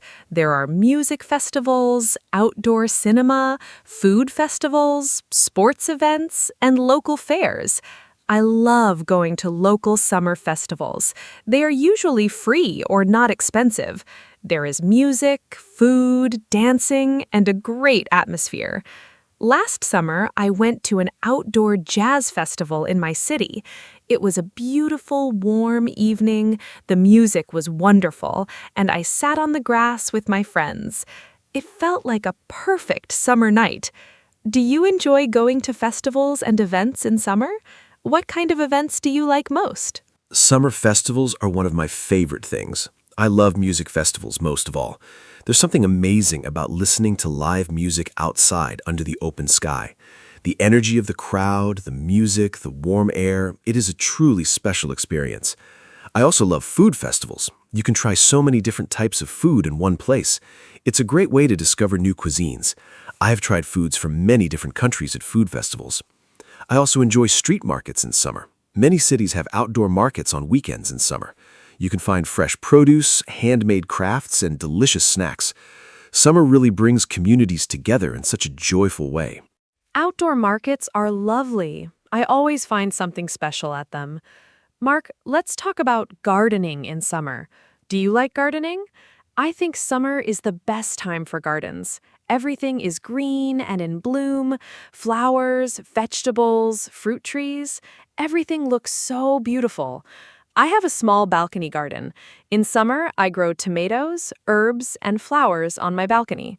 I love watering my plants in the morning with a cup of coffee. It is so peaceful. And eating tomatoes from my own balcony is so satisfying. There is something special about growing your own food. It tastes better when you grow it yourself. Do you do any gardening in summer, or do you just enjoy other people's gardens? I love gardens, but I am not very good at growing plants.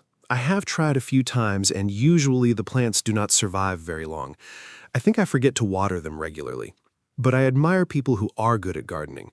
My parents have a beautiful garden with roses, lavender, and vegetable beds.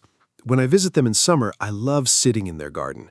The smell of flowers in a summer garden is just wonderful. I also love visiting botanical gardens and parks in summer. Seeing all the different flowers and plants in full bloom is so beautiful. Maybe one day I will learn to be a better gardener. For now, I will enjoy other people's gardens. That is very honest, Mark. Gardens are beautiful to enjoy even if you do not grow plants yourself. Mark, let's talk about summer and learning English. Many people use summer as a time to study or improve their English. Maybe they travel to an English-speaking country, or they take a summer English course. I think summer is actually a great time to practice English because there are so many fun ways to do it. You can watch English movies, listen to English podcasts like this one, read easy books in English, or talk to tourists in English. What do you think is the best way to practice English in summer? Do you have any tips for our listeners? What a great topic. Summer is a wonderful time to practice English in a relaxed way. I think the best tip is to make English fun, not like homework. Watch your favorite movies or TV shows in English with subtitles.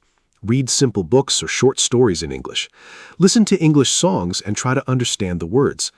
If you travel somewhere where English is spoken, try to speak with local people. Even just saying hello and thank you is great practice. You can also keep a simple summer diary in English. Write a few sentences each day about what you did. It does not need to be perfect. The important thing is to practice every day, even for just 10 or 15 minutes. I love the diary idea. Writing in English every day is such good practice, and summer gives you so many things to write about.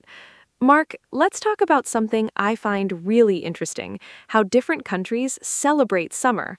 In some countries, summer means going to the beach every weekend. In other countries, it means mountain holidays. In Scandinavia, people celebrate midsummer with big outdoor parties. In some countries, summer is the rainy season, not hot and sunny. Not everyone experiences summer the same way. I think it is fascinating how the same season can be so different depending on where you live. Do you know about any interesting summer traditions from other countries that you find interesting or surprising? That is such an interesting point. Summer really is different around the world.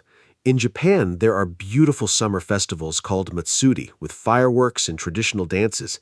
People wear colorful, traditional clothing and celebrate outdoors. In Sweden, the Midsummer Festival is one of the most important celebrations of the year. People dance, sing, and eat traditional food around a decorated pole. In Brazil, summer is in December and January, which is very different for people from the Northern Hemisphere. In some tropical countries, summer brings monsoon rains, not sunshine. Learning about how different cultures experience and celebrate summer is a wonderful way to learn about the world. Every tradition is unique and fascinating. The Japanese summer festivals with fireworks sound absolutely magical. I would love to experience that one day. Mark, let's talk about summer and sleep. I find it harder to sleep in summer. The nights are shorter and it stays light outside for a long time. My bedroom also gets very warm, and I do not sleep well when I'm hot. I use a fan at night, and I open the window to let in cool air. I also use light cotton sheets instead of heavy blankets. But still, some summer nights are very uncomfortable. Do you sleep well in summer? Do you have any tips for sleeping better when it is hot? I think many people have this problem in summer. Oh, I definitely have this problem too.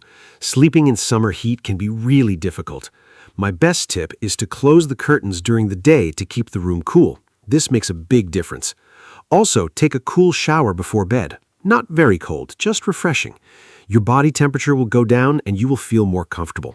Wear light pajamas or sleep in just a light sheet.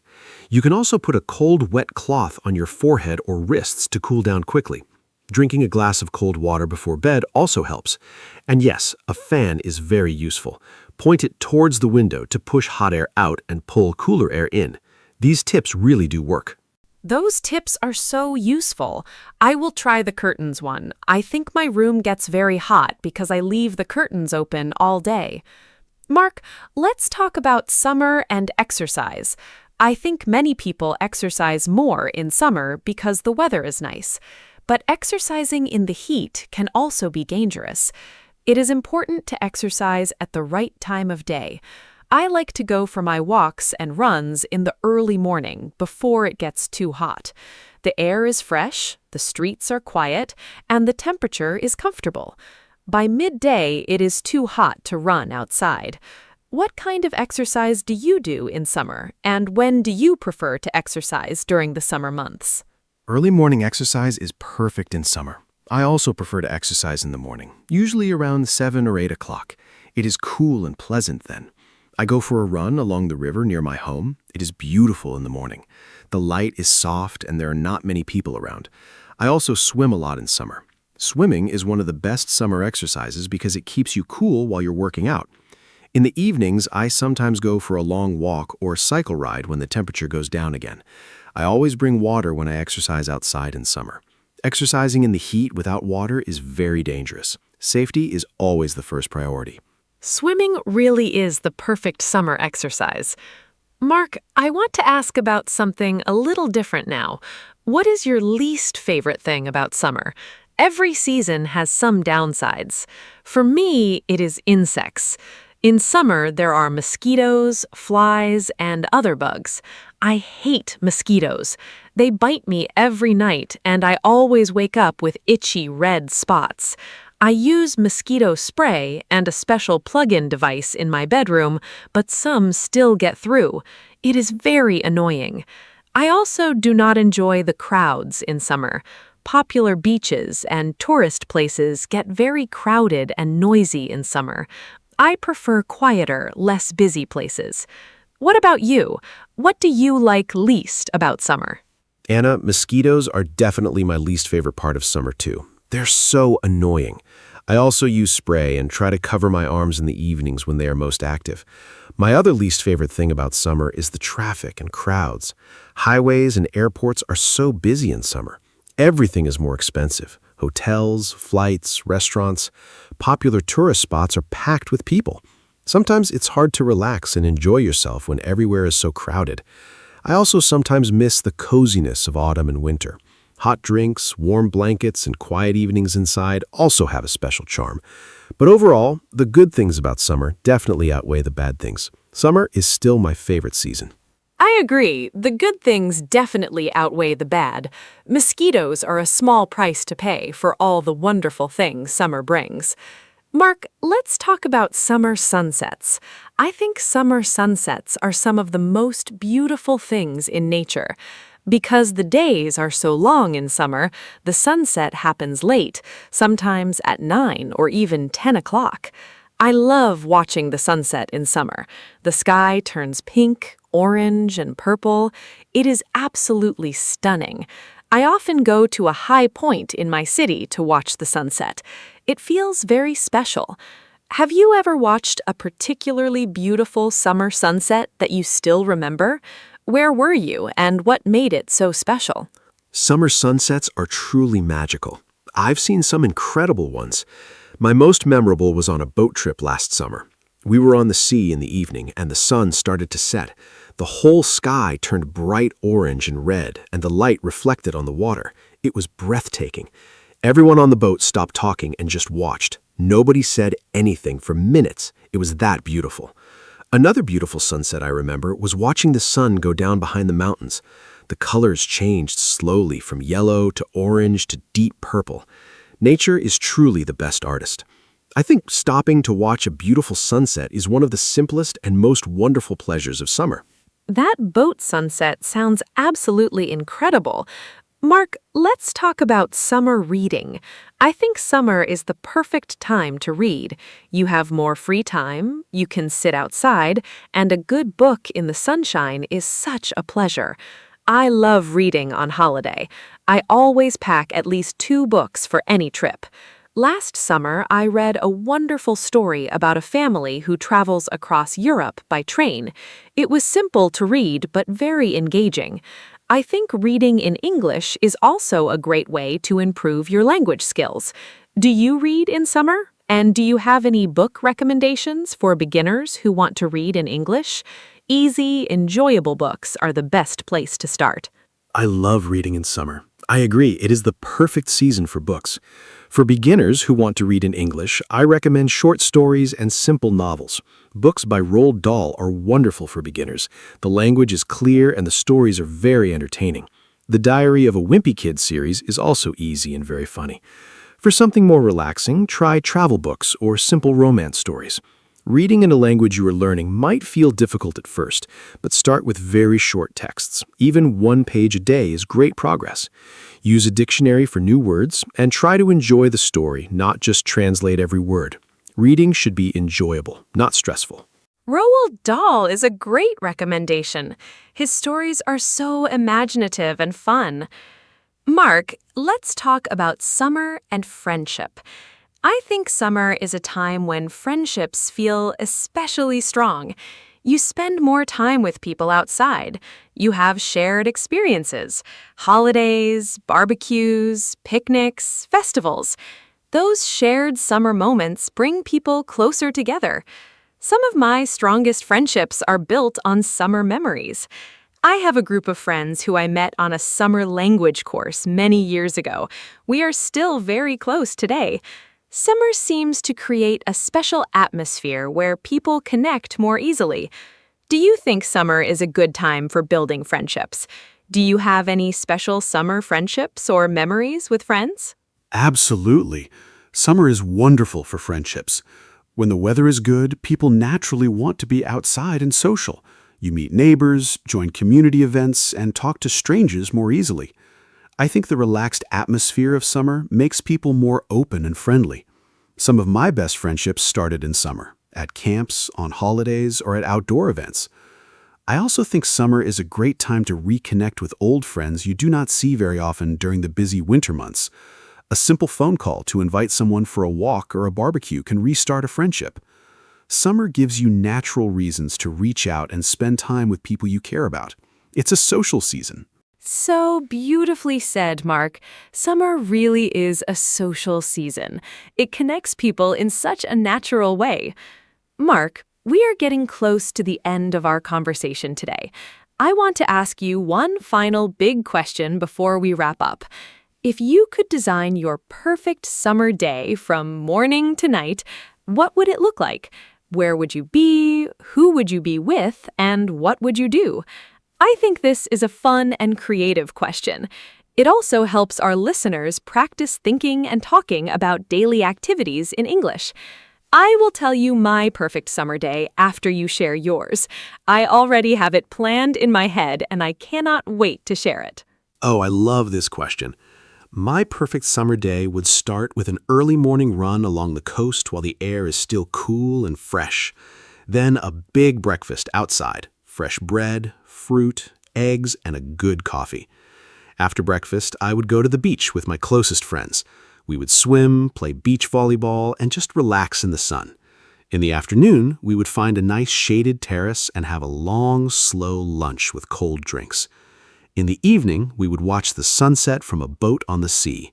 Then dinner outside at a local restaurant with good food and great conversation. Finally, we would sit around a fire on the beach and talk and laugh until late at night. That would be my perfect summer day. What a wonderful conversation today, Mark. I feel so happy just talking about summer. We talked about so many great things: the weather, food, holidays, activities, travel, fitness, sleep, sunsets, reading, friendships, and so much more. I hope our listeners learned some new English words and phrases today, and I hope this conversation made you feel excited about summer, or maybe a little nostalgic if summer is not here yet. Remember, the best way to improve your English is to listen, speak, and enjoy the language. Thank you so much to everyone who listened today. Summer and English learning are both beautiful journeys. Enjoy both of them to the fullest. Thank you, Anna. This was such a joyful conversation. And thank you to all our wonderful listeners for spending time with us today. Summer really is a special season, full of warmth, light, and happy memories. I hope our conversation gave you some ideas for things to do this summer and some useful English vocabulary to talk about summer with your friends. If you want to improve your English, use summer as your teacher. Go outside, experience new things, and try to describe them in English. Keep a summer journal, listen to English podcasts, and speak as much as you can. Learning English can be just as fun and warm as a beautiful summer day. Until next time, enjoy the sunshine, stay happy, and we will see you soon. Goodbye. Hello, everyone. Welcome to our podcast. I'm Anna, and I'm so happy you're here with us today. We have a really fun topic for you, one that I personally love very much. Today, we're going to talk about sleep and dreams. Yes, you heard that right. We all dream and we all sleep, or at least we try to. But did you know that sleep is actually one of the most important things you can do for your health and happiness? Stay with us because this is going to be a great conversation. And trust me, by the end, you might just want to go take a nap. Thanks, Anna. Hi, everyone. I'm Mark. And yes, I'm very excited about today's topic, too. I will be honest with you. I was a little late preparing for this episode because I was sleeping. But honestly, I think that counts as research. In this podcast, we talk about real life in simple, clear English. So if you're learning the language, you're in the right place. Today's topic is perfect for beginners and for anyone who loves their bed a little too much. So get comfortable, maybe grab a warm drink, and let's talk about sleep and why you should never give up on your dreams, especially the sleeping kind. So, Mark, let's start with something simple. How many hours do you sleep every night? Be honest. Okay, I'll be honest. I try to sleep about 7 to 8 hours, but sometimes it's less. When I have a busy week, I might only sleep 6 hours, and I can really feel the difference. I get tired easily, I make more mistakes at work, and I'm not very happy. So I've learned that sleep is not something you can skip. What about you, Anna? Are you a good sleeper? I think I'm a pretty good sleeper, yes. I love sleeping. I go to bed around 10 or 11 at night and wake up around 7 in the morning. But I have one big problem. I check my phone before bed. I know it's bad for sleep, but it's a very hard habit to break. Doctors say the light from screens makes it harder to fall asleep. Have you ever had problems falling asleep, Mark? Oh, definitely. There were times when I would lie in bed for an hour or more, just thinking about work or problems. It was very frustrating. My mind was too active. I couldn't stop thinking. I tried some things to help, like reading a book or listening to calm music. That helped a little. But the biggest change for me was keeping a regular schedule, going to bed and waking up at the same time every day. After a few weeks, it became much easier to fall asleep quickly. That's great advice, Mark. A regular schedule is really important. Our bodies have something called a circadian rhythm. It's like an internal clock that tells us when to sleep and when to wake up. If we go to bed at very different times every day, we confuse our body clock. That's why people who work night shifts or travel a lot often have problems with sleep. Have you ever experienced jet lag, Mark? Yes, jet lag is terrible. I traveled from Europe to Japan once, and the time difference was about 8 hours.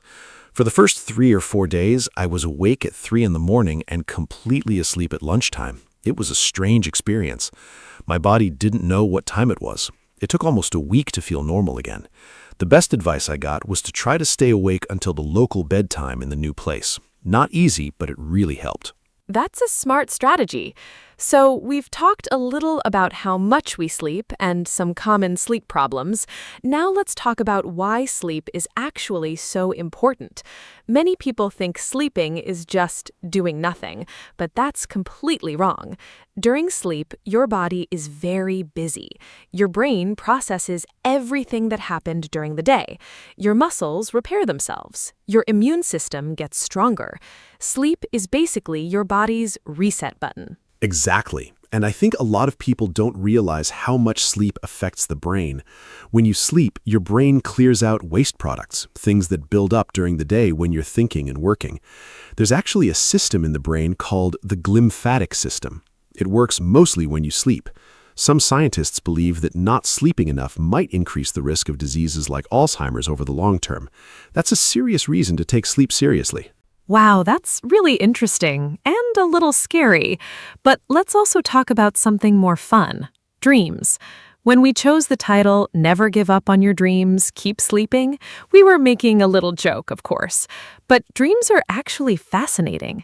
Do you remember your dreams, Mark? Sometimes yes, sometimes no. It seems like I remember my dreams best when I wake up in the middle of one. If I wake up naturally after the dream finishes, I usually forget it very quickly. Scientists say that most people forget about 95% of their dreams, but the ones I do remember are often very strange. Flying over cities, being in school again, or talking to people I haven't seen in years. Dreams are like little movies in your head. Yes, I love that description, little movies. I often have very vivid dreams. Sometimes they feel so real that when I wake up, I'm confused for a moment. There's actually a word for that feeling, hypnopompic confusion. It happens in those first seconds after you wake up when your brain is still partly in the dream world. Has that ever happened to you? Oh yes, especially when my alarm goes off in the middle of a deep dream. I once woke up from a dream where I was giving a presentation at work, and for a few seconds I was looking around my bedroom thinking, where is my audience? It was very funny, but also a little embarrassing, even though no one was there. Okay, so we know dreams are interesting, but what do they actually mean? Do you believe dreams have meanings? That's a big question. There are many different ideas about this. In the past, people believed dreams were messages from gods or the future. Sigmund Freud, the famous psychologist, thought dreams showed our hidden feelings and desires. Today, many scientists think dreams are more like the brain organizing memories and processing emotions. Personally, I think dreams can sometimes reflect things we're worried about or excited about in real life, but I don't think every dream has a deep hidden message. I agree. I think if you dream about being chased, it probably means you're stressed about something, not that a monster is actually coming for you. But some people love to analyze their dreams. There are even dream journals, notebooks where you write down your dreams as soon as you wake up. I tried keeping one for a while. It was interesting because I started to notice patterns. I often dreamed about water when I was feeling uncertain about something in my life. Oh, that's very interesting. Water is actually one of the most common dream symbols. Many dream researchers say water can represent emotions: calm water for peace, rough water for stress or confusion. I think keeping a dream journal is a lovely idea. It helps you be more self-aware. And the act of writing first thing in the morning is actually a good habit for your mental health, too. Some people call it morning pages, just writing freely without thinking too much. I like that idea.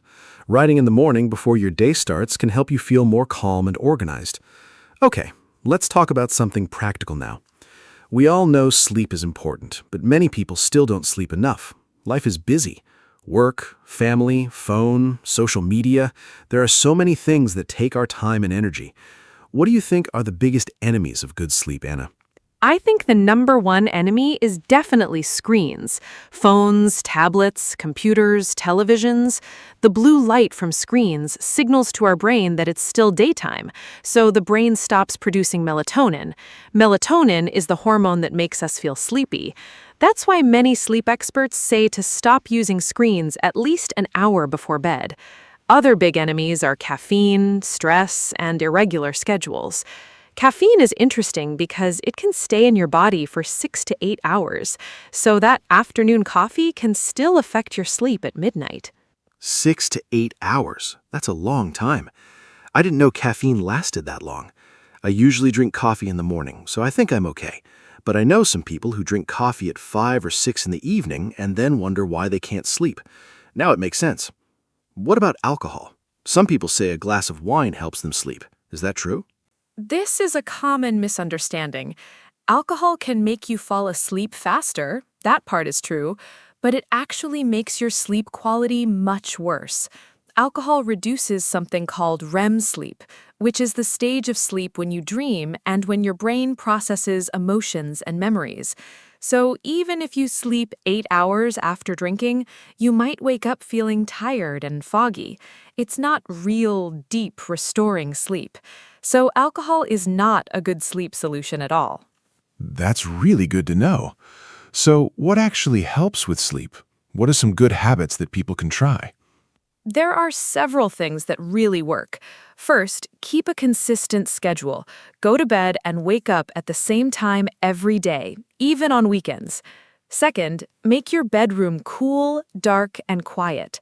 Our bodies sleep better in slightly cooler temperatures. Third, avoid screens for an hour before bed. Instead, try reading, stretching, or relaxing with calm music. Fourth, don't drink caffeine in the afternoon or evening. And fifth, this one surprises many people, don't lie in bed if you can't sleep. Get up, do something calm, and go back to bed when you feel sleepy again. That last one is interesting. Most people think you should just stay in bed and keep trying. But I've read that lying in bed awake for a long time can actually make sleep problems worse. Your brain starts to associate the bed with wakefulness and anxiety instead of sleep. So getting up is actually the smarter thing to do. The technical term for this approach is called stimulus control therapy. It sounds complicated, but the idea is simple. Your bed should only be for sleeping. Exactly. And speaking of sleep therapy, there's actually a very effective treatment for chronic insomnia called CBTI, Cognitive Behavioral Therapy for Insomnia. It's not medication, it's a type of talking therapy that helps people change their thoughts and habits around sleep. Studies show it works better than sleeping pills in the long run, and without any side effects. If someone is having serious ongoing sleep problems, CBTI is really worth looking into. That's great to know. I think many people reach for medication too quickly when they have sleep problems. Medication can help in the short term, but it doesn't solve the root cause. Changing habits and mindset is more powerful. Okay, let's talk about naps. I love a good nap. Are naps good or bad? Oh, this is a great debate. Naps can be wonderful, or they can make things worse. It really depends on how long you nap and what time of day. A short nap of about 20 minutes, sometimes called a power nap, can boost your energy, mood, and concentration. But if you nap for a long time, like 2 hours, or nap too late in the afternoon, it can make it hard to sleep at night. In some cultures, like in Spain, a midday rest called a siesta is a traditional part of life. Many people believe it improves productivity. I love the idea of a siesta. Maybe we should bring that to more countries. I've read that even NASA did research on napping. They found that a 26-minute nap improved the alertness of their pilots by 54%. That's huge. Of course, most of us aren't flying planes, but the principle is the same. A short nap can really restore your focus. The key word is short. I always set an alarm when I nap, because if I sleep too long, I feel terrible afterward, that groggy, confused feeling. Yes, that groggy feeling has a name. It's called sleep inertia. It happens when you wake up during deep sleep instead of light sleep. Your brain needs some time to fully wake up, and during that time you feel slow and confused. A short nap helps you avoid deep sleep, so you wake up feeling refreshed instead. One funny trick some people use is the coffee nap. You drink a cup of coffee right before you nap. Caffeine takes about 20 minutes to kick in, so you wake up just as it starts working. Clever, right? The coffee nap. I've heard of that. I'm not sure I've tried it successfully, but the science actually makes sense. Caffeine blocks something called adenosine, a chemical that builds up in your brain during the day and makes you feel sleepy. Sleep also clears adenosine naturally, so if both happen at the same time, you double the effect. I'm going to try that this afternoon, purely for scientific research, of course. Of course, it's always science. Okay, let's talk about something a little different, the connection between sleep and mental health. This is really important. We often think about physical health when we talk about sleep, but sleep has a huge effect on how we feel emotionally, too. Have you ever noticed how different you feel after a bad night of sleep? Absolutely. After a poor night's sleep, I feel irritable, anxious, and everything feels harder. Small problems seem much bigger, I'm less patient with people, it's harder to find positive feelings. On the other hand, after a really good, deep sleep, I feel calm, optimistic, and ready for anything. It's almost like sleep resets my emotional state. Research shows that the brain regions that manage emotions, like the amygdala, are much more reactive when we haven't slept enough. Basically, lack of sleep makes us emotionally overreactive. That's so true, and it can become a cycle. Stress makes it hard to sleep, and then not sleeping makes the stress worse. Mental health conditions like anxiety and depression are closely linked to sleep problems. Many people with depression sleep too much, others can't sleep at all. And treating sleep problems can actually help improve depression and anxiety, not just the other way around. That's why sleep is sometimes called a pillar of mental health, just like exercise and nutrition. I like that, a pillar. It's a strong image. Sleep, exercise, and nutrition are like three legs of a table. If one leg is weak or broken, the whole table is unstable. You can't just focus on diet and exercise and ignore sleep. All three work together. And I think in modern culture, we often celebrate people who sleep less, like, I only sleep 4 hours, I'm so productive. But that's actually not something to be proud of. Most people need 7 to 9 hours, and pretending otherwise is just harmful. Yes, there's a kind of culture in some business and tech worlds where sleeping less is seen as a sign of dedication or strength. Elon Musk famously said he only sleeps 6 hours, but most sleep scientists say that very few people, only 1 to 3%, can function well on less than 7 hours. Everyone else is just suffering and not realizing it. When you're chronically sleep-deprived, you lose the ability to accurately judge how tired you actually are. You get used to feeling bad and think it's normal. That's a really important point. You adapt to feeling terrible and stop noticing it. It's called baseline shift. I think many people in busy, stressful jobs are in this situation. They drink more and more coffee, rely on energy drinks, push through with willpower, and think they're fine. But their creativity, judgment, and emotional health are quietly suffering. It makes me think we all need to take sleep much more seriously as a society. Maybe even in schools and workplaces, sleep education should be a normal part of health education. I completely agree. Some schools have already changed their start times to later in the morning because research shows that teenagers naturally have a later sleep cycle. Their brains release melatonin later at night, so they can't fall asleep early even if they want to. Making teenagers wake up at 6:30 for school goes against their biology. The schools that made this change reported better grades, fewer absences, and improved mental health in students. Small changes in how we treat sleep can make a big difference. That's a really hopeful example. And it shows that when we take sleep seriously at a social level, not just an individual level, good things happen. We've covered so much today. Sleep cycles, dreams, naps, mental health, teenagers. It's been a really rich conversation. Before we close, Anna, let's share our top personal tips. What is the one sleep habit that has helped you the most? For me, it's definitely having a consistent bedtime, going to sleep and waking up at the same time every day. I know I said earlier that I struggle with my phone, and that's still something I'm working on, but having a regular bedtime has made a huge difference in how easily I fall asleep and how rested I feel in the morning. My body knows what to expect, and it prepares itself. Even on weekends, I try not to change my schedule by more than 1 hour. What about you, Mark? Mine is keeping my bedroom cool and dark. I used to sleep with the curtains half open because I liked a little light in the morning. But after I got blackout curtains, the quality of my sleep improved so much. Also, I keep the temperature a little cooler than the rest of my apartment at night.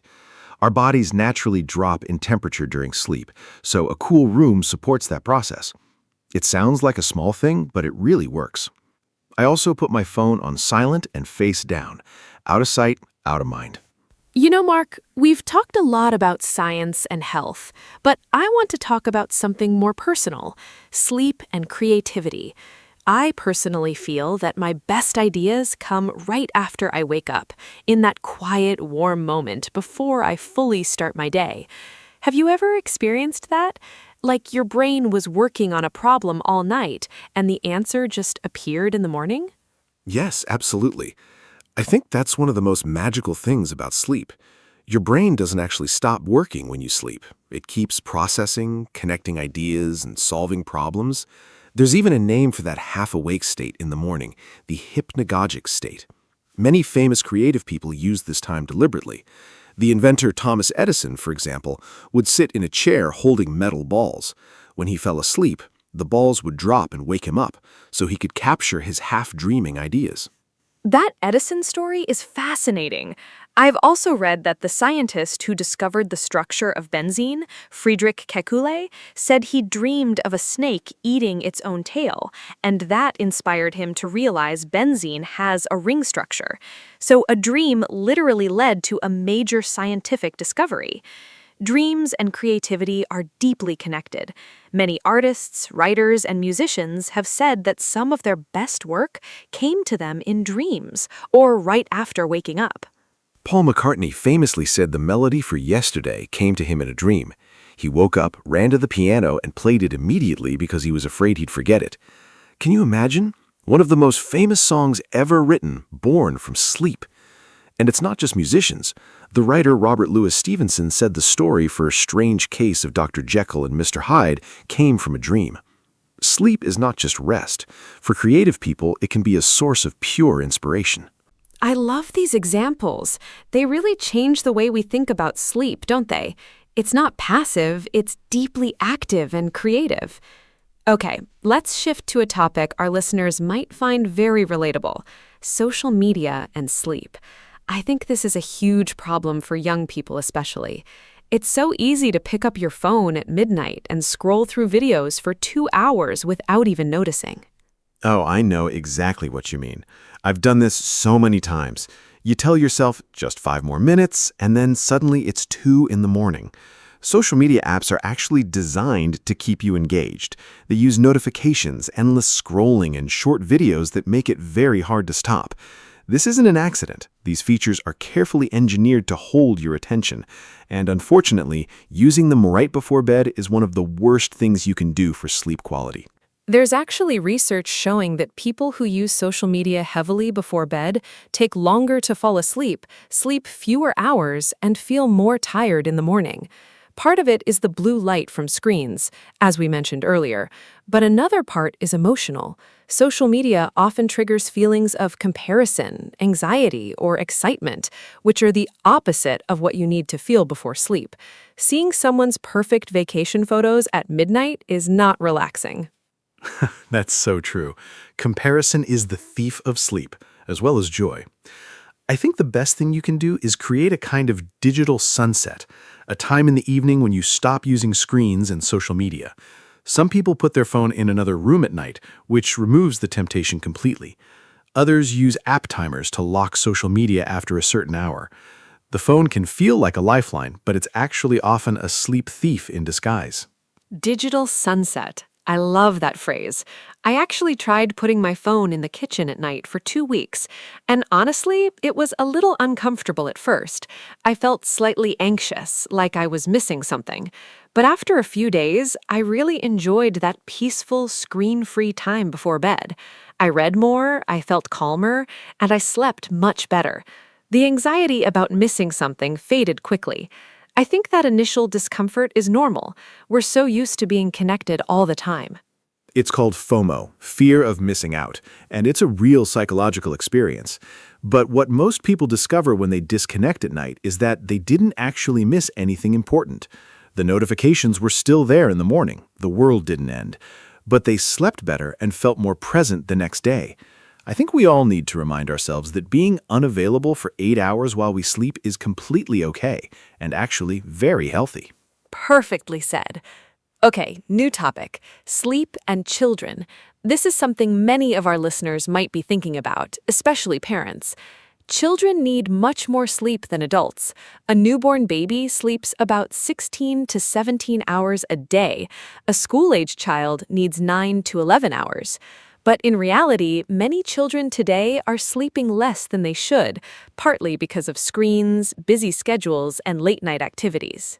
Children's sleep is so important because most of their physical and brain development happens during sleep. Growth hormone is mainly released during deep sleep in children. Memory, language, and social skills develop during sleep too. When children don't sleep enough, it affects their mood, attention, and learning at school. Interestingly, sleep-deprived children often don't act tired, they act hyperactive and restless, which is the opposite of what most people expect. That's a really useful thing for parents to know. If a child seems hyperactive, unfocused, or emotional, poor sleep could be the reason. A good bedtime routine is incredibly important for children. Things like a warm bath, quiet reading, dim lights, and a consistent bedtime help the child's brain understand that sleep is coming.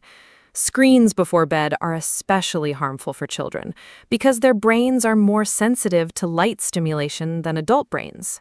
And I think parents often forget that children learn from watching adults. If they see mom and dad scrolling on phones until midnight, they think that's normal. Modeling good sleep habits is just as important as enforcing them. A family that has consistent routines, dinner at the same time, wind down time together, phones away in the evening, tends to produce children who sleep better and feel more secure. It's a family culture thing, not just a rule you set for the child. That's a beautiful point about family culture. Okay, I want to talk about something that I think many people are curious about: lucid dreaming. Have you ever had a lucid dream, Mark? A lucid dream is when you know you're dreaming while the dream is happening, and sometimes you can even control it. Yes. I've had maybe 3 or 4 lucid dreams in my life, and they were absolutely incredible. In one of them, I realized I was dreaming and decided to fly, just like Superman. I jumped off a building and soared over a city. The feeling was so vivid and real. I remember thinking, I know this isn't real, but it feels amazing. When I woke up, I was genuinely happy for hours afterward. It was one of the most joyful experiences I've had, and it happened in my sleep. Lucid dreaming sounds wonderful. Some people practice techniques to have lucid dreams more often. One popular method is called reality testing. You ask yourself several times a day, "Am I dreaming right now?" and do a small check, like looking at your hands or trying to push your finger through your palm. After doing this during the day, you might start doing it automatically in your dreams too. And when you do it in a dream, something strange happens and you realize you're dreaming. That's a clever technique. There are also apps and devices now that claim to help trigger lucid dreams. For example, by detecting when you enter REM sleep and then playing a soft sound or light that enters your dream without waking you up. The science is still developing, but it's a fascinating area of research. Some therapists also use lucid dreaming as a tool to help people with recurring nightmares. If you can become aware in the nightmare and change the story, it can reduce the fear and trauma associated with it. That's a really interesting therapeutic use. I didn't know that. Okay, let's talk about something that affects a huge number of people: snoring and sleep apnea. These are very common but often untreated sleep problems. Do you snore, Mark? Be honest. My partner says I snore sometimes, especially when I'm very tired or after a long day. I think most people snore occasionally, and that's usually not a big problem. But snoring can sometimes be a sign of a more serious condition called sleep apnea. In sleep apnea, the airway becomes blocked during sleep, and the person actually stops breathing for short moments, sometimes hundreds of times per night. The brain then wakes the person up briefly to restart breathing. They often don't remember waking up, but their sleep quality is terrible. Sleep apnea is more common than many people think. It affects an estimated 1 billion people worldwide, though many don't know they have it. The classic signs are loud snoring, waking up feeling unrefreshed despite sleeping enough hours, feeling very sleepy during the day, and sometimes a partner noticing that you stop breathing.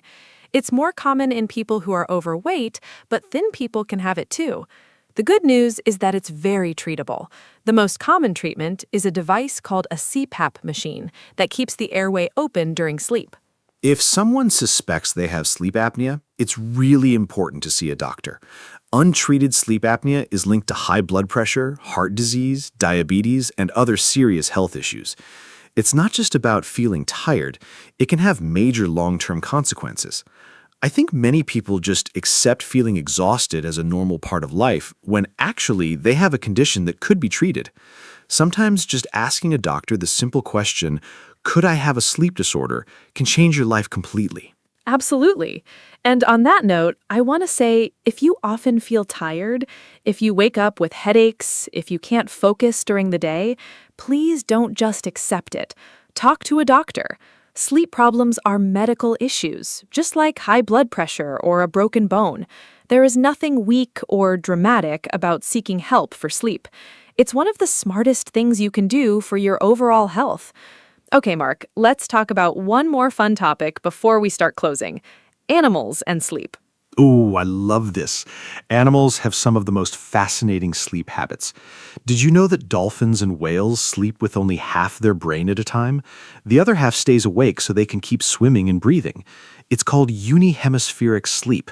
Some birds do this too, flying long distances while half their brain sleeps.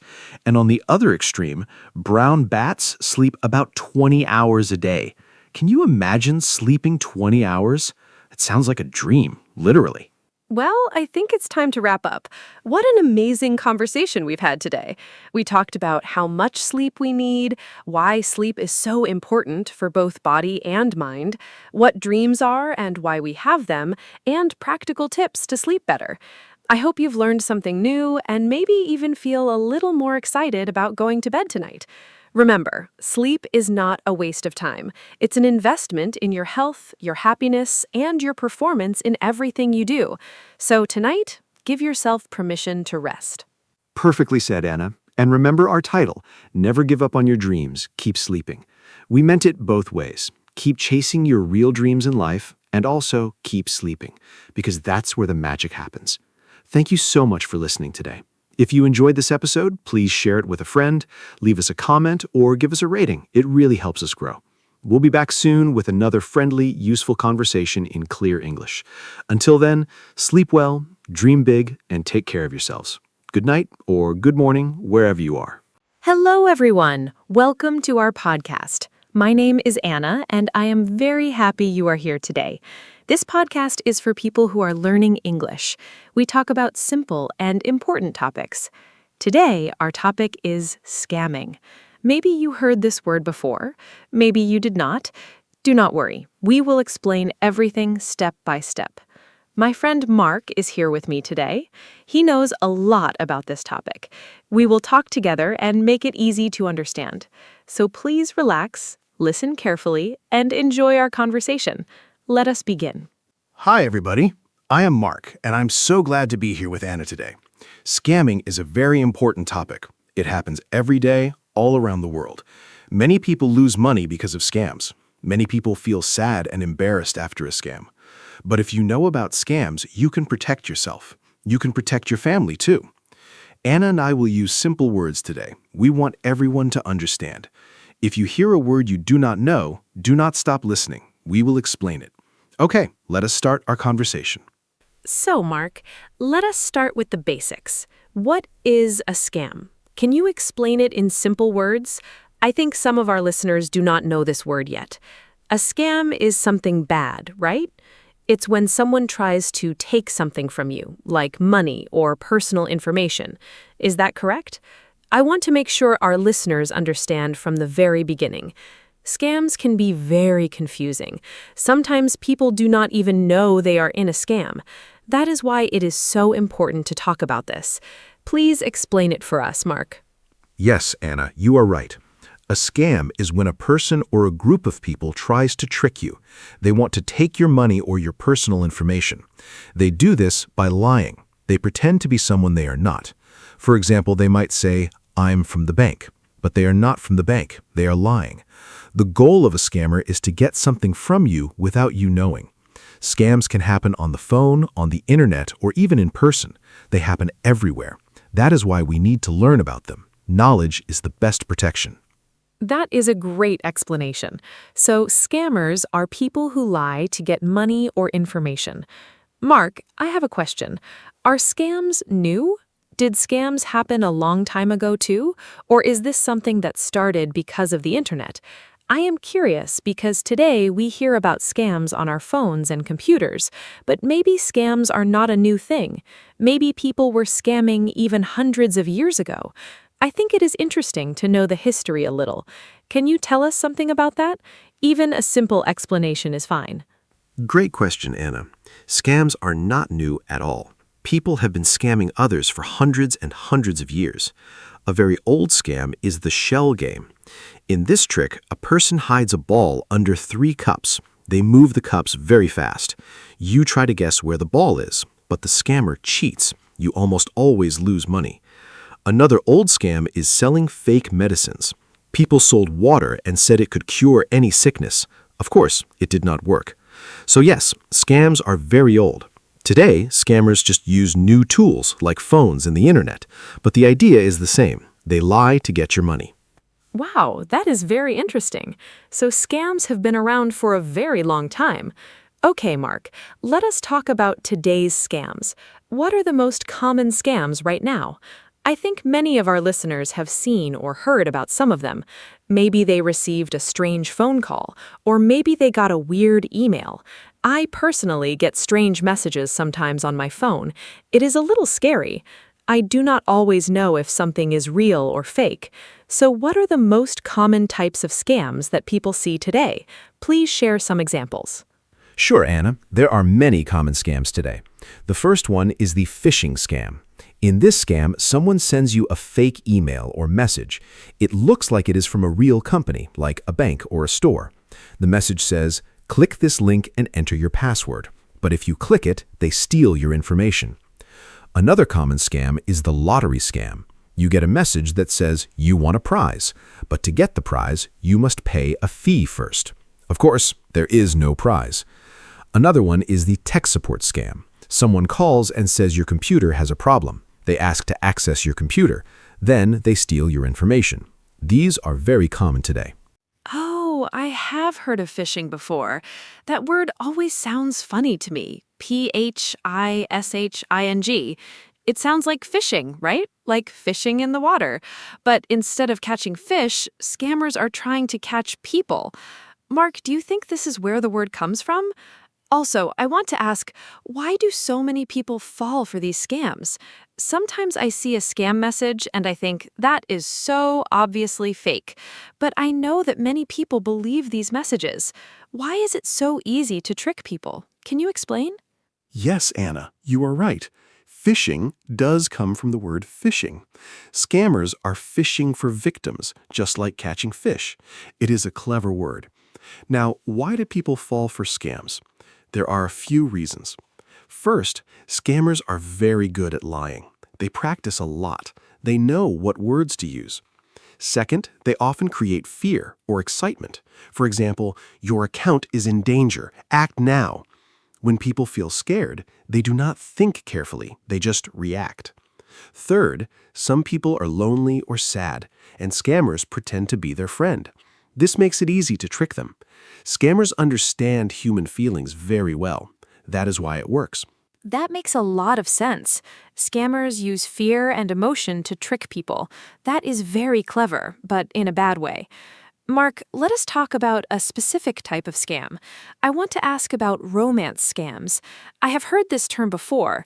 I think it is when someone pretends to love you online, but it is all fake. Is that right?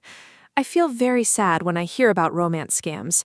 People are looking for love and friendship, and then someone uses that against them. Can you explain how romance scams work? I think this is important for our listeners to know. Yes, Anna. Romance scams are very sad and very common. Here's how they work. A person creates a fake profile on a dating app or social media. They use a beautiful photo, usually not their real photo. They start talking to you. They're very kind and sweet. They say they love you very quickly. Then, after some time, they ask for money. Maybe they say they are sick and need help. Or they say they are stuck in another country and need a ticket home. But none of it is true. Everything is a lie. They never had real feelings for you. When you send money, they disappear. Romance scams break people's hearts and take their money. It is very cruel. That is so heartbreaking. People really think they found love, and then it's all fake. I feel sorry for anyone who experienced this. Mark, let us talk about something a little different now. What about scams that happen over the phone? I know many elderly people, like grandparents, get phone calls from scammers. My grandmother told me once that she got a strange call from someone who said he was from the government. She did not know what to do. What are common phone scams, and why do they target older people especially? Phone scams are very common, Anna. One of the most famous is the grandparent scam. A scammer calls an elderly person and says, "Grandma, it's me. I'm in trouble. I need money right now. Please do not tell mom or dad." The grandparent thinks it's their grandchild and sends money immediately. Another phone scam is the IRS scam. Someone calls and says, "You owe money to the government. Pay now or the police will come." Of course, this is a lie. The government does not call you like this. Older people are often targeted because they are more trusting and sometimes less familiar with these tricks. That is why we must teach everyone about scams. Oh, the grandparent scam is terrible. Imagine getting that call and thinking your grandchild is in danger. Of course you want to help. Scammers are really cruel. Mark, I want to ask, what about online shopping scams? I love shopping online, and I know many people do too. But I have heard that some online stores are fake. You pay money, and the product never arrives. Or you receive something completely different from what you ordered. Has this happened to you? And what should people know about shopping safely online? This is very useful for everyday life. Oh yes, online shopping scams are very real. Fake online stores are everywhere. They look just like real stores. They have nice photos and low prices. That's the trick. The prices are too low. You think you're getting a great deal. You pay and then nothing arrives. Or you get a very cheap, broken product. I have a friend who bought expensive shoes online for a very low price. He waited 2 months and then he received tiny plastic shoes, like toys. He was very angry. So the rule is, if the price looks too good to be true, it probably is a scam. Always buy from stores you know and trust. Ha, tiny plastic shoes. That is funny, but also very frustrating for your friend. Okay, so we need to be careful about prices that are too low. Mark, let us talk about email scams now. I get so many strange emails. Sometimes they say I won something. Sometimes they say my account is locked. Sometimes they say a prince from another country wants to send me money. That last one always makes me laugh. Have you heard of the Nigerian prince scam? It is very old, but people still fall for it. Can you explain how it works and why people still believe it? Yes, the Nigerian prince scam is one of the most famous scams in the world. Here's how it works. You get an email from someone who says they are a rich prince or a businessman in another country. They say they have millions of dollars, but they need your help to move the money. If you help them, they will give you a big reward, maybe 10 or 20% of the money. But first, you need to pay a small fee to start the process. Of course, there is no prince and no money. Once you pay, they ask for more money, then more. They keep asking until you stop. It sounds silly, but millions of people have lost money to this scam. It is a very powerful trick. Wow, millions of people. That is shocking. And it sounds so unbelievable, a prince sending emails asking for help. But I understand now. When people see a huge amount of money, they stop thinking clearly. Greed can be dangerous. Mark, let us talk about social media scams now. I use social media every day. I see advertisements all the time. Sometimes I wonder if they are real. What are common scams on social media? I think young people especially need to know about this because young people spend so much time on platforms like Instagram, Facebook, or TikTok. What should they watch out for? Great point, Anna. Social media scams are everywhere. One common scam is the fake giveaway. A fake account pretends to be a famous person or a big company. They say, "We are giving away $1,000. Follow us and share this post to win." But it's all fake. They just want more followers. Another scam is fake influencer products. An account promotes a product with amazing results, like a cream that makes you look 10 years younger in one day. You buy it, and it does nothing. A third scam is investment scams. Someone says, "Give me $100 and I will make it 1,000 in 1 week." Of course, that money disappears. Always be careful with things that sound too good. Those fake giveaways are everywhere. I see them all the time. And I admit, sometimes they look very real. Mark, I want to ask about something called identity theft. I hear this phrase a lot, but I'm not 100% sure what it means. Does it mean someone steals your personal information and pretends to be you? That sounds very scary. Can you explain what identity theft is, how scammers do it, and what can happen if someone steals your identity? I think this is a very important topic, and our listeners need to know about it. Yes, Anna, identity theft is very serious. It means someone takes your personal information like your name, your address, your date of birth, or your bank details, and uses it to pretend to be you. For example, they might open a bank account in your name or buy things with your credit card. How do they get your information? Sometimes through phishing emails, sometimes through fake websites. Sometimes they even go through your trash to find old documents with your information. The effects can be very bad. You might lose money. Your credit score might go down. It can take months or years to fix the problem. That is why protecting your personal information is so important. Going through your trash. I never thought about that. That means we even need to be careful with old papers and documents. Mark, let us talk about something positive now. How can people protect themselves from scams? I think our listeners want to know what they can do. It is good to know about the dangers, but it's also important to know the solutions. What are the most important rules for staying safe? If you had to give just 3 or 4 simple tips, what would they be?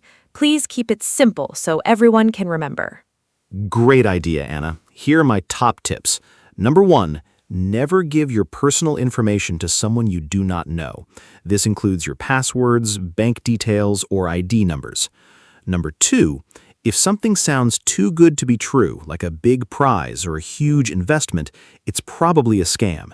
Number 3, don't click on links in emails or messages from people you don't know. Go directly to the official website instead. And number 4, take your time. Scammers always try to create urgency. They say act now or only today. A real company will give you time to think. If you feel pressured, that's a warning sign. Stop and think before you do anything. Those are wonderful tips, simple and easy to remember. I especially like the last one. Take your time. Scammers want you to act fast so you do not think, so slowing down is a great defense. Mark, I want to talk about what to do if you think you are being scammed right now, in the middle of it. What if someone is on the phone with a scammer and they suddenly realize something is wrong? What should they do? Should they say something? Should they just hang up? I think many people do not know how to react in that moment. It can be scary and confusing. That is a very important question. If you think you are talking to a scammer, the best thing to do is stop the conversation immediately. Just hang up the phone. You do not need to explain or say goodbye. If it's an email or message, do not reply. Do not click any links. Do not give any information. If you already gave some information, like your phone number or email, change your passwords right away. If you gave financial information, like a credit card number, call your bank immediately and tell them what happened. Also, report the scam to the police or a consumer protection agency in your country. Reporting helps protect other people too. Remember, you do not need to feel embarrassed. Scammers are professionals. It can happen to anyone. That is very reassuring. It can happen to anyone. And you are right, people should not feel embarrassed. Scammers are very clever. Mark, let us talk about what happens after a scam. If someone has already been scammed, they already lost money, what can they do? Can they get their money back? I know some people feel hopeless after a scam. They feel ashamed and do not tell anyone. But I think it's important to speak up. What advice do you have for someone who is already a victim of a scam? This is so important, Anna. First, I want to say if you were scammed, it is not your fault. Scammers are very good at what they do. They trick smart people every day, so please do not feel ashamed. Now, what can you do? First, report it. Tell the police, tell your bank, tell a consumer protection organization. Some countries have special departments for cybercrime. Second, if you paid by credit card, contact your bank quickly. Sometimes they can stop the payment or return the money. If you paid by wire transfer or gift card, unfortunately, it is very hard to get the money back. Third, warn others. Tell your friends and family so they don't fall into the same trap. Your experience can help others. That is such good advice. Reporting is so important, not just to help yourself, but to help others too. Mark, I want to ask about gift cards. I heard that scammers love gift cards. Why do scammers ask for gift cards instead of bank transfers? I found this very strange when I first heard about it. A gift card is just for buying things in a store, right? Like an iTunes card or a Google Play card. Why would a scammer want that? And what should people do if someone asks them to pay with a gift card? Is this always a scam? Excellent question, Anna. Scammers love gift cards for one big reason. They are almost impossible to trace. When you send money by bank transfer, the bank can sometimes find it or stop it. But with a gift card, you just give the numbers on the back of the card. The scammer uses those numbers immediately to get money. It's very fast and very anonymous. That is why scammers say, go to the store, buy a $200 Google Play card, and give me the numbers. Here's the most important rule. No legitimate company, government office, bank, or real person will ever ask you to pay with a gift card. Ever. If someone asks you to pay with a gift card, that is 100% a scam. Always. 100% a scam. I love that. That is a rule that is very easy to remember. Mark, let us talk about children and young people now. Are young people at risk from scams? I sometimes think that young people are safer because they grew up with technology, but maybe I'm wrong. Maybe young people are also tricked by scammers. What kinds of scams target young people specifically? Are there scams in online games, for example? I know many young people play video games online. Are there scammers in gaming too? You are right to ask, Anna. Young people are not always safe. In fact, scammers target young people a lot. In online games, scammers might say, Give me your account password and I will give you free coins or weapons. Then they take your account and never give it back. Another scam for young people is fake job offers. They send a message on social media saying, work from home and earn $500 a week easily. The young person is excited, but then they ask for money first to buy training materials or supplies. Of course, there is no job. Scammers also use social media to create fake profiles and ask young people for personal photos or information. Young people must be careful too. That is so important to know. Even young people who are very comfortable with technology can be tricked. Mark, I also want to ask about investment scams in more detail. I hear a lot about cryptocurrency scams these days. Many people are interested in Bitcoin and other cryptocurrencies, and scammers use this interest to steal money. How does a cryptocurrency scam work? Is it hard to recognize?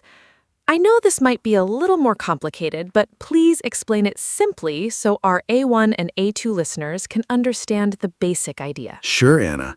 Cryptocurrency scams are very common right now. Here's a simple example.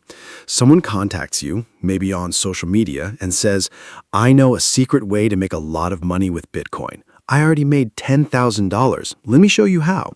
They seem very friendly. They show you fake screenshots of their profits. They ask you to invest a small amount first, maybe $100. You see your account growing, you invest more, then one day the website disappears, the person disappears, your money is gone. This is called a pig butchering scam. They slowly fatten you up by making you trust them more and more, then they take everything. Always be very careful with investment advice from strangers. Pig butchering. What a strange and scary name. But it makes sense. They make you feel safe and then take everything. Mark, let us change the topic a little. I want to talk about scams that happen in real life, not just online or on the phone. Are there scams that happen in person, face-to-face, like on the street, for example? I know some cities have people who try to trick tourists. What kinds of in-person scams should people watch out for, especially if they are traveling to a new city or a new country? Yes. In-person scams are very real, especially in tourist areas. One classic scam is the gold ring scam. Someone walks up to you on the street and says, "Excuse me, I found this gold ring. I don't need it. You can have it." Then they ask for a small amount of money for a good luck fee. The ring, of course, is not gold. Another scam is the friendship bracelet scam. Someone puts a bracelet on your wrist and then demands money for it. Another common one is fake monks. People dressed like Buddhist monks give you a small gift and then ask for a donation. They are not real monks. In markets, some sellers use tricks with scales to make you think you are getting more than you are. Always be aware of your surroundings. Oh, I actually saw the friendship bracelet scam when I was traveling in Europe. Someone tried to put a bracelet on my wrist, and I quickly said no and walked away. Now I understand exactly what was happening. Mark, let us change the topic a little. I want to talk about one more type of scam, job scams. I know many people are looking for jobs, especially young people, and scammers know this. They create fake job advertisements. What does a fake job advertisement look like, and how can someone tell if a job offer is real or fake? This is very practical information that can really help people. Job scams are a huge problem, Anna. A fake job advertisement usually has these signs. First, the salary is unrealistically high, like earn $2,000 a week working only 2 hours a day from home. Second, they don't require any experience or skills. Real good jobs almost always need some qualifications. Third, they ask you to pay money before you start for training, uniforms, or background checks. Legitimate employers never ask workers to pay before starting.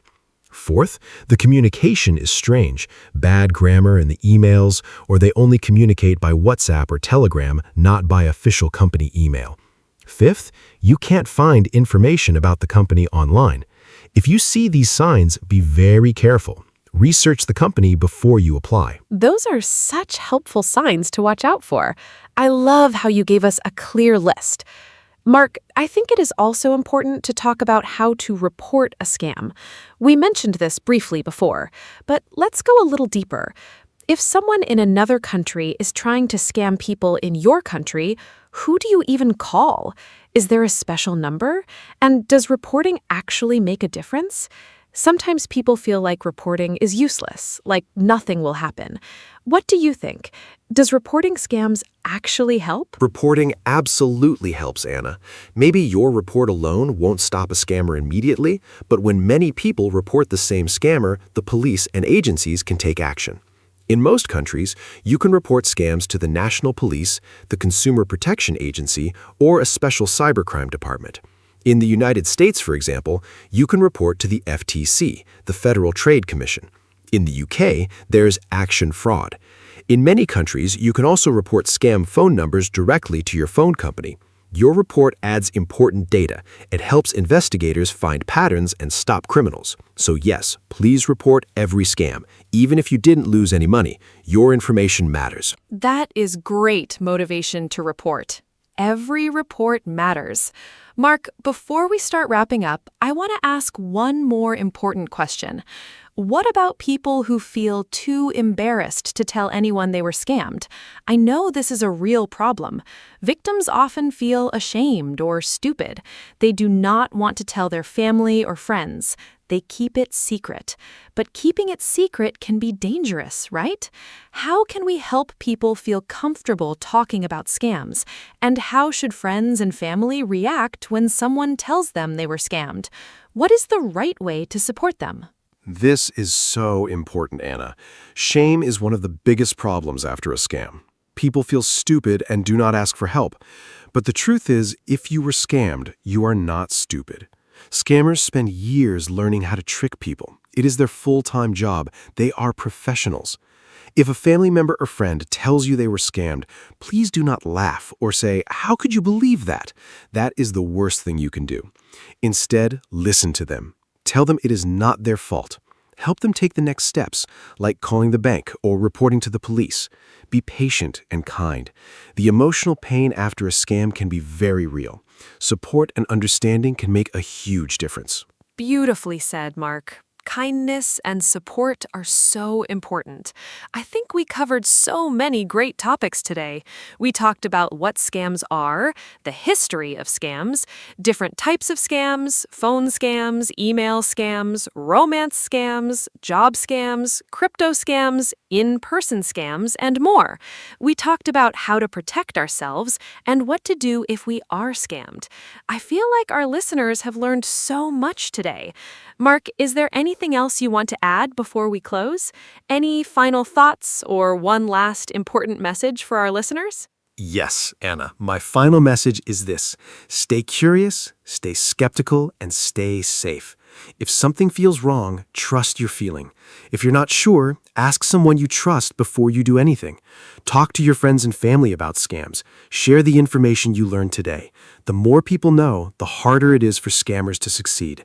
And remember, scammers want you to feel alone and scared, but you are not alone. There are people who can help you. There are laws to protect you. You have the power to protect yourself and others. Knowledge is your best weapon against scams. And that brings us to the end of today's episode. Thank you so much for listening to our podcast. I hope you learned something useful and important today. Please share this episode with your friends and family, especially with people who are not so familiar with technology or online scams. They might really need this information. Remember the key lessons. Do not give your personal information to strangers. Think before you click. Take your time and do not let anyone rush you. And if something feels wrong, it probably is. If you have questions or comments, we would love to hear from you. See you next time. Stay safe, everyone. Thank you so much, Anna, and thank you to all our wonderful listeners. It was a great conversation today. I learned something too, just from talking about all these scam types together. Every day, scammers get smarter, but every day, we can get smarter too. Keep learning, keep sharing, and keep protecting each other. If you enjoyed this episode, please tell a friend about our podcast. That is the best way to help us grow. And as always, if you ever think someone is trying to scam you, stop, breathe, and think. You have the power to say no. Thank you, goodbye, and take good care of yourselves and the people around you. Hi, everyone, and welcome to our podcast. My name is Anna. Today, we are going to talk about time management. This is a very important topic. Many people feel they do not have enough time. They feel busy every day. But maybe the problem is not the time. Maybe the problem is how we use the time. I think it is possible to learn good habits. We can all get better at this. I am happy to talk about it today with my friend Mark. Mark, hello. How are you? Hello, Anna. I am very happy to be here. Thank you for that introduction. Yes, time management is a great topic. I think about it a lot. Every morning I wake up and I think, what do I need to do today? Sometimes I have a long list, and sometimes I do not do everything on the list. I feel bad about that, but I am learning.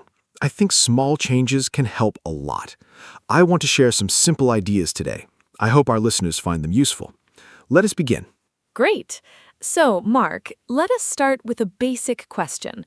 What is time management? Can you explain it in simple words? I think some people hear this phrase and they feel confused.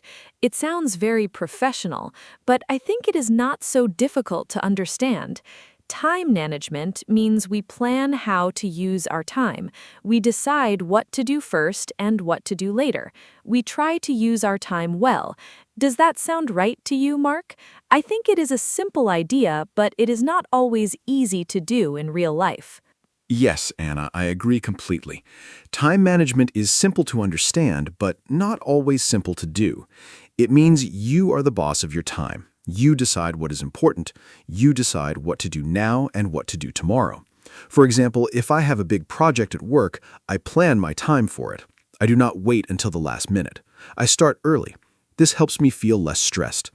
I think the key word is plan. If you have a plan, you feel more in control of your day, and that feels really good. I love that, being the boss of your time. That is a great way to say it. So, Mark, why do you think time management is important? I think many people know they should manage their time better, but they do not start. They say, I will do it tomorrow. And then tomorrow comes and they say the same thing again. It's a cycle. I think we need a reason to change. For me, the reason is stress. When I do not manage my time, I feel very stressed, and stress is not good for health. What about you, Mark? Why is it important to you? That's a really good point, Anna. Stress is a big reason for me too. When I do not plan my time, everything feels urgent. I feel like I am always running. I never have time to rest. And then I feel tired and unhappy. But when I manage my time well, I finish my work and I still have free time. Free time is so important. I can read a book, go for a walk, or spend time with my family. Good time management gives you more life outside of work. It's not just about being productive, it's about being happy too.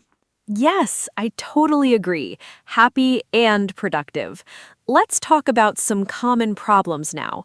I think one big problem is that people do not know where their time goes. Have you ever had a busy day and then thought, what did I actually do today? I have that feeling sometimes. I'm busy all day, but I feel like I didn't finish anything important. I think the first step is to look at how we spend our time. We need to see our habits. Sometimes we are surprised. We spend a lot of time on things that are not important. Do you agree, Mark? Oh, yes, absolutely. I did an exercise once. I wrote down everything I did for one whole day. Every hour, I wrote a short note. And at the end of the day, I looked at the list. I was surprised. I spent a lot of time checking my phone, maybe 2 or 3 hours total. That's a long time. And I didn't even feel like I was wasting time. It just happened little by little. So I think awareness is the first step. You need to know your habits before you can change them. Try this exercise. It's very eye-opening and helpful. That is a fantastic exercise, Mark, writing down your activities. I think many people will be surprised when they try it. Okay, so now we know the problem. We do not always use our time well. What can we do about it? Let's talk about some simple strategies. One thing I do is make a to-do list every morning. I write down 3 things I want to do that day. Only 3, not 20 things, just 3 important things. This helps me focus. I don't feel overwhelmed. And when I finish all 3, I feel great. It's a small habit, but it makes a big difference. 3 things. I like that idea, Anna. It's simple and realistic. I also make lists, but sometimes my list is too long. Then I feel stressed looking at it. So 3 things is a good limit. I also try to do the most important thing first in the morning. I call this eating the frog. It sounds strange, I know, but it means you do the hardest or most important task first, before email, before social media, before everything. Then the rest of the day feels easier. You already did the big thing. The other tasks seem smaller after that. Have you tried this, Anna? Eating the frog. I love that expression. Yes, I have heard it before, and I think it is true. When I do a hard task first, I feel so relieved. The whole day is better after that. But sometimes it is hard to start with the hard thing. Our brain does not like hard things. We want to do easy things first. It's natural. So we need to be a little strict with ourselves. Maybe we say, no email until I finish my first task, or no coffee until I start the big project. We use small rewards to help us. Does that work for you, Mark? Yes, rewards really help. I use them all the time. For example, I tell myself, after I write this report, I can have a cup of coffee and a short break. The coffee becomes my reward. It sounds small, but it really works for me. Our brain likes rewards. It makes work feel more like a game. You finish a task, you get a reward. It's a simple system. I think the key is to make the reward something you really enjoy. And the reward should come right after the task, not much later, immediately after. That way your brain connects the reward with finishing the task.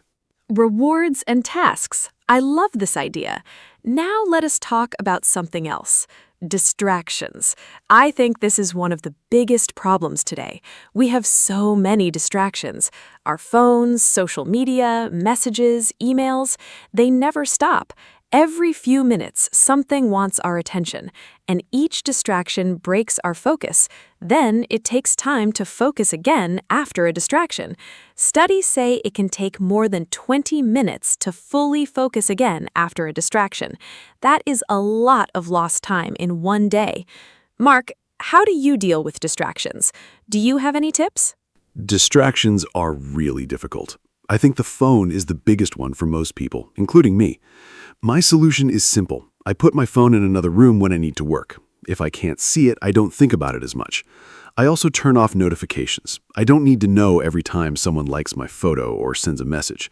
I check my phone at specific times, for example, once in the morning and once in the afternoon. This way I stay informed, but I'm not checking it all the time. It was hard at first, but now I feel much better and more focused during work time. Okay, let us now talk about planning. I think planning is the heart of time management. If you have a good plan, you know what to do and when.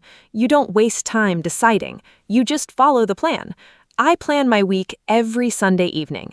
I sit down with a cup of tea and I look at the next week. I write important things in my calendar, appointments, meetings, deadlines. Then I also think about personal goals. Maybe I want to exercise 3 times this week or finish a book. I put these in the calendar too. Then Monday morning, I already know my week. It feels good. Weekly planning is a great habit, Anna. I do something similar. On Sunday or Monday morning, I look at my week. I ask myself, what are the 3 most important things I need to do this week? Not for work only, but for life also. Maybe one thing is work, one thing is health, and one thing is family. I try to balance different areas of life, because time management is not only about work, it's about your whole life. If you only manage work time, you might forget your health or your relationships. A good plan includes everything that's important to you as a person. Balance is so important. You're right, Mark. We should not only think about work. We need time for everything: work, family, health, hobbies, rest. I think rest is often forgotten. Many people feel guilty when they rest. They think, I should be doing something. But rest is not lazy. Rest is necessary.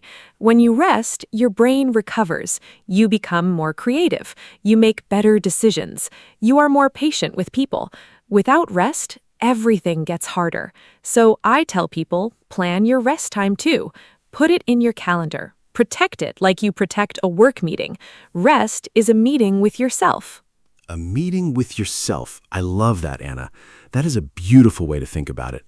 I used to feel guilty about taking breaks. I thought working all the time meant I was productive, but actually working without breaks makes you less productive over time. You make more mistakes, you feel tired, your ideas stop coming. Now I take short breaks every hour or so. I stand up, walk a little, drink some water, just 5 or 10 minutes, and then I come back to work feeling more fresh.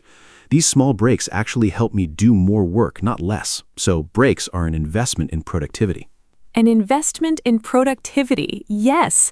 Short breaks are so helpful. Now I want to talk about a technique that many people use. It's called the Pomodoro technique. Have you heard of it, Mark?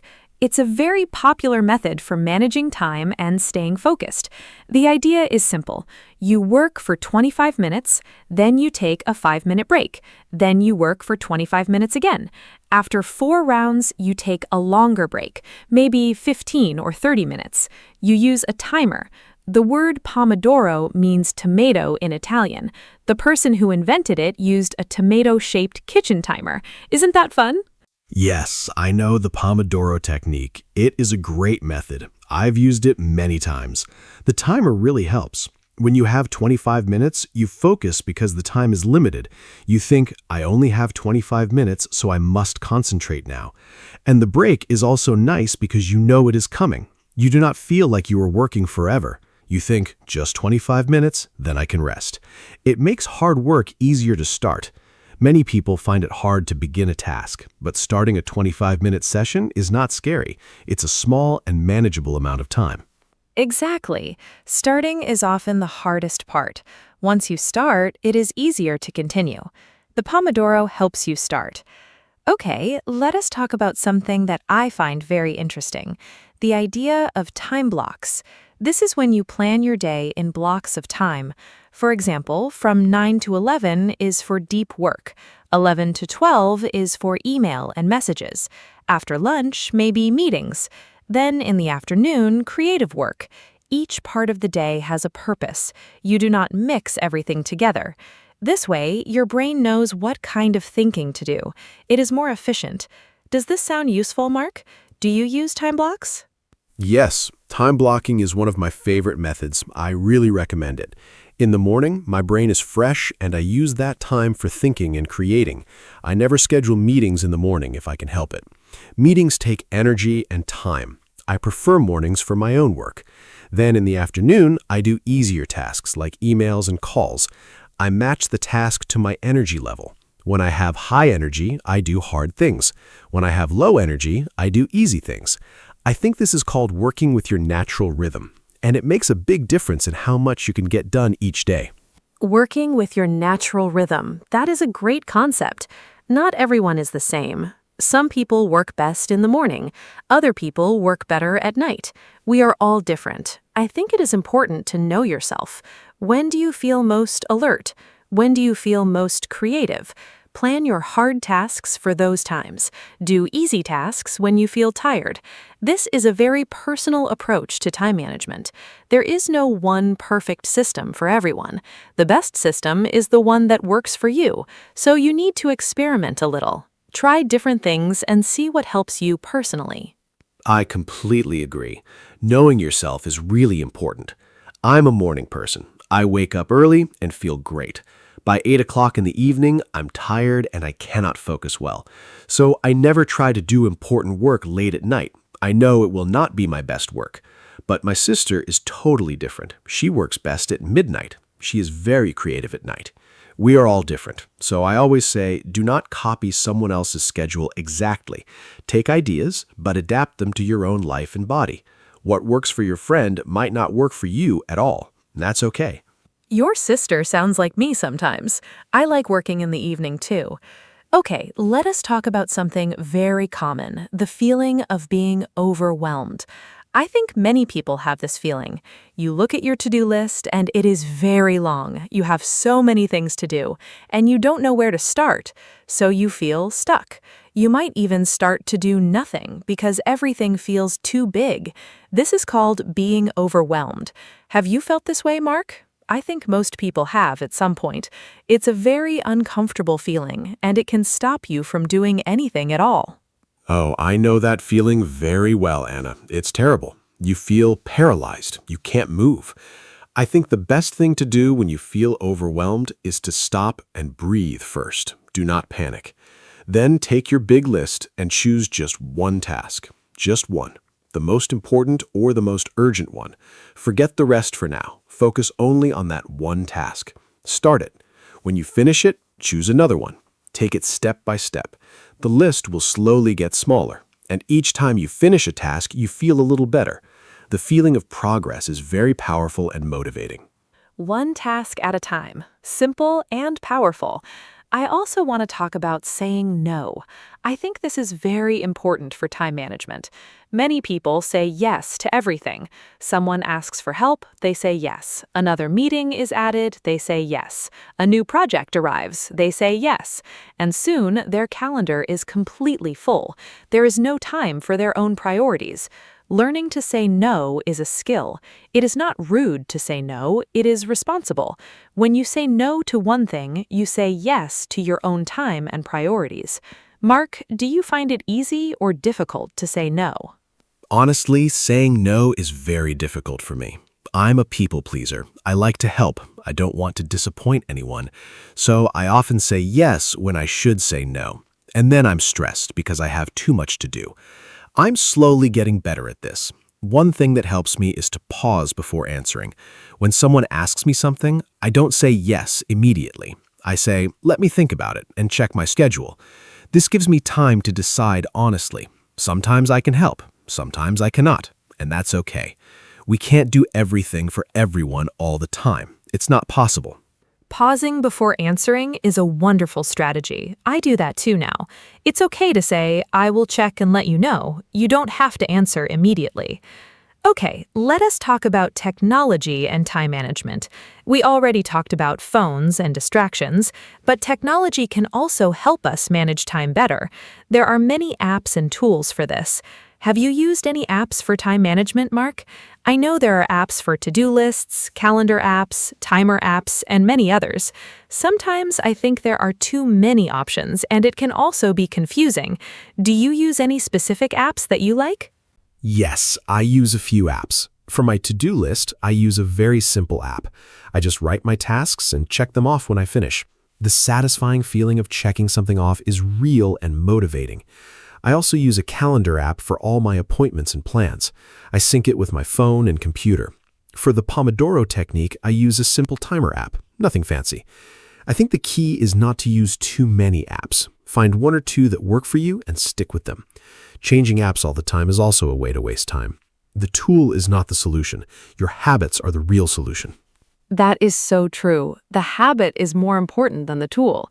You can have the best app in the world, but if your habits are bad, the app will not save you. Okay, I want to ask you something personal, Mark. What was your biggest time management mistake? Something you did before that you do not do now? I will share mine too. I think it is helpful to learn from mistakes. We all make them. My biggest mistake was trying to do many things at the same time, what people call multitasking. I thought I was saving time, but actually I was doing everything poorly and slowly. What about you? Multitasking. Yes, that was my mistake too. I thought doing two things at once was efficient, but our brains cannot really multitask. We just switch quickly between tasks, and each switch costs time and mental energy. So we think we're saving time, but we're losing it. My other big mistake was not having a morning routine. I used to wake up and immediately check my phone, emails, news, social media, and then I felt stressed before I even had breakfast. Now I have a calm morning routine first. A little exercise, breakfast, some quiet time. Then I check my phone. My mornings are much better now. Wake up earlier, yes. Even 10 or 15 minutes can help a lot. Now I want to talk about something called deadlines. I think deadlines are very important in time management. A deadline is a date or time when something must be finished.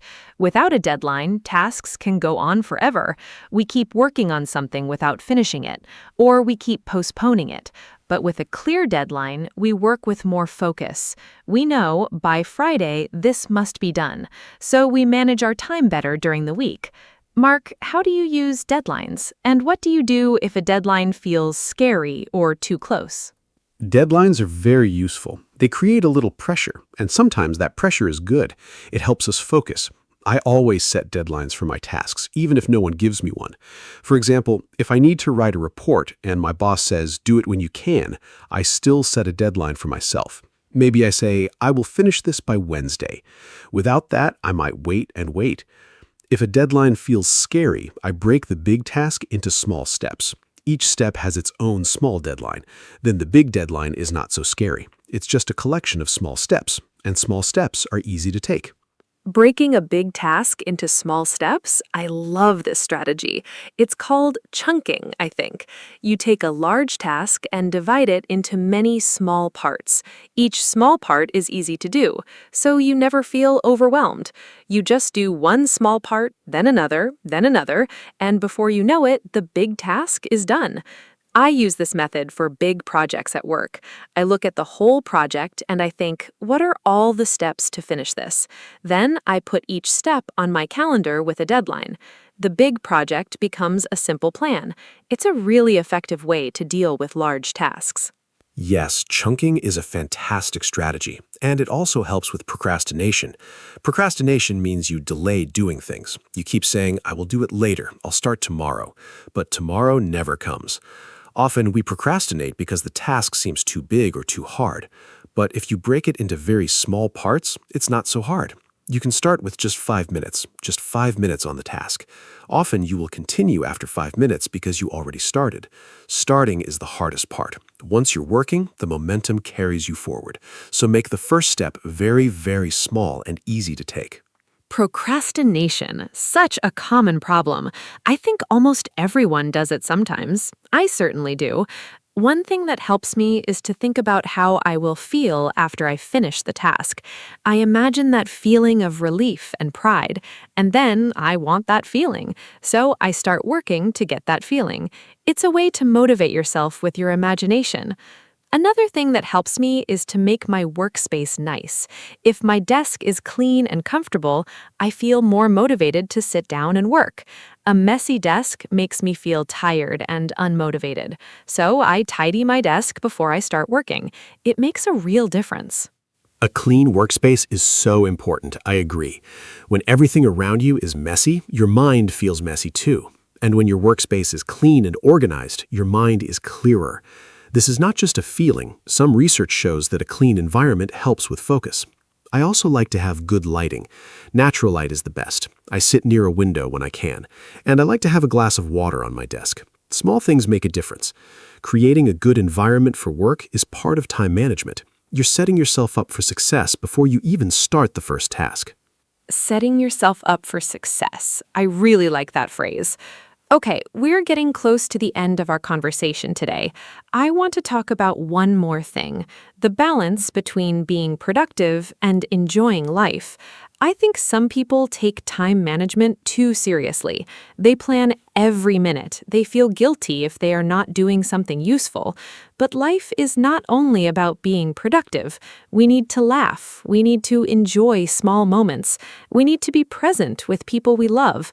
Good time management should give you more time for joy, not make your life feel like a strict schedule. What do you think, Mark? I completely agree, Anna. Time management is a tool, not a prison. The goal is more freedom, not more stress. If your time management system makes you feel anxious, something is wrong. Adjust it. Make it work for your life, not against it. I also think rest and play are productive in their own way. When you rest, you come back stronger. When you play, you get new ideas. When you spend time with loved ones, you feel happier and healthier. And happy, healthy people are more productive. So enjoying life is not a waste of time. It is actually one of the most important things you can do. Beautifully said, Mark. Time management is about living better, not just working more. Now, I would love to know, what is the one piece of advice you would give to a total beginner, someone who wants to start managing their time better but does not know where to begin? There's so much information available, it can be confusing. If someone listens to this podcast and wants to change just one thing, what would you tell them? What is the most important first step? I have my answer ready, but I want to hear yours first. What is the single best advice you can give? My number one advice is this: start simple. Do not try to change everything at once. Just do one thing. My suggestion is to write 3 important tasks every morning before you start your day. Just 3, not 20, not 10, 3. Do those 3 things first before you get distracted. At the end of the day, look at your list. Did you do all 3? If yes, wonderful. If not, that's okay. Try again tomorrow. Do this every day for 1 month. It will become a habit. And from this one small habit, other good habits will grow naturally. Simple is always better when you are starting something new. I love your advice, Mark. 3 tasks per morning, simple and powerful. My advice is very similar. I would tell a beginner to just start. Do not wait for the perfect system or the perfect moment. Start now with something very small. Maybe just write a to-do list today. Maybe just turn off notifications for 1 hour. Pick one small thing and try it today. Progress, not perfection. Even a tiny change is better than no change. And celebrate your small wins. If you finish your 3 tasks today, feel proud. Tell yourself, I did well today. Positive feelings help you continue. Be kind to yourself on this journey. Yes, be kind to yourself. That is so important. We sometimes talk to ourselves very harshly. We say, I am lazy, I have no discipline, I never finish anything. These thoughts are not helpful. They make us feel bad and unmotivated. Instead, try to be your own coach, not your own critic. Say, okay, today was not perfect, but I did something. Tomorrow, I will try again. Progress is not always a straight line. Some days are better than others. That is normal and human. The key is to keep going, to try again. Each small step forward counts, and over time, small steps add up to big changes in your life. Be your own coach, not your own critic. What a beautiful message. I think that's a perfect way to end our conversation today. We talked about so many things: what time management is, why it is important, common problems like distractions and procrastination, useful strategies like to-do lists, time blocks, morning routines, and the Pomodoro technique. We talked about saying no, deadlines, and the importance of rest and balance. I hope our listeners found all of this helpful. Remember, you do not need to do everything at once. Just start with one small step. Mark, any final words before we say goodbye today? Just a few final words. Thank you, Anna, for this wonderful conversation. It was so enjoyable, and I learned things too, even from talking about what I already know.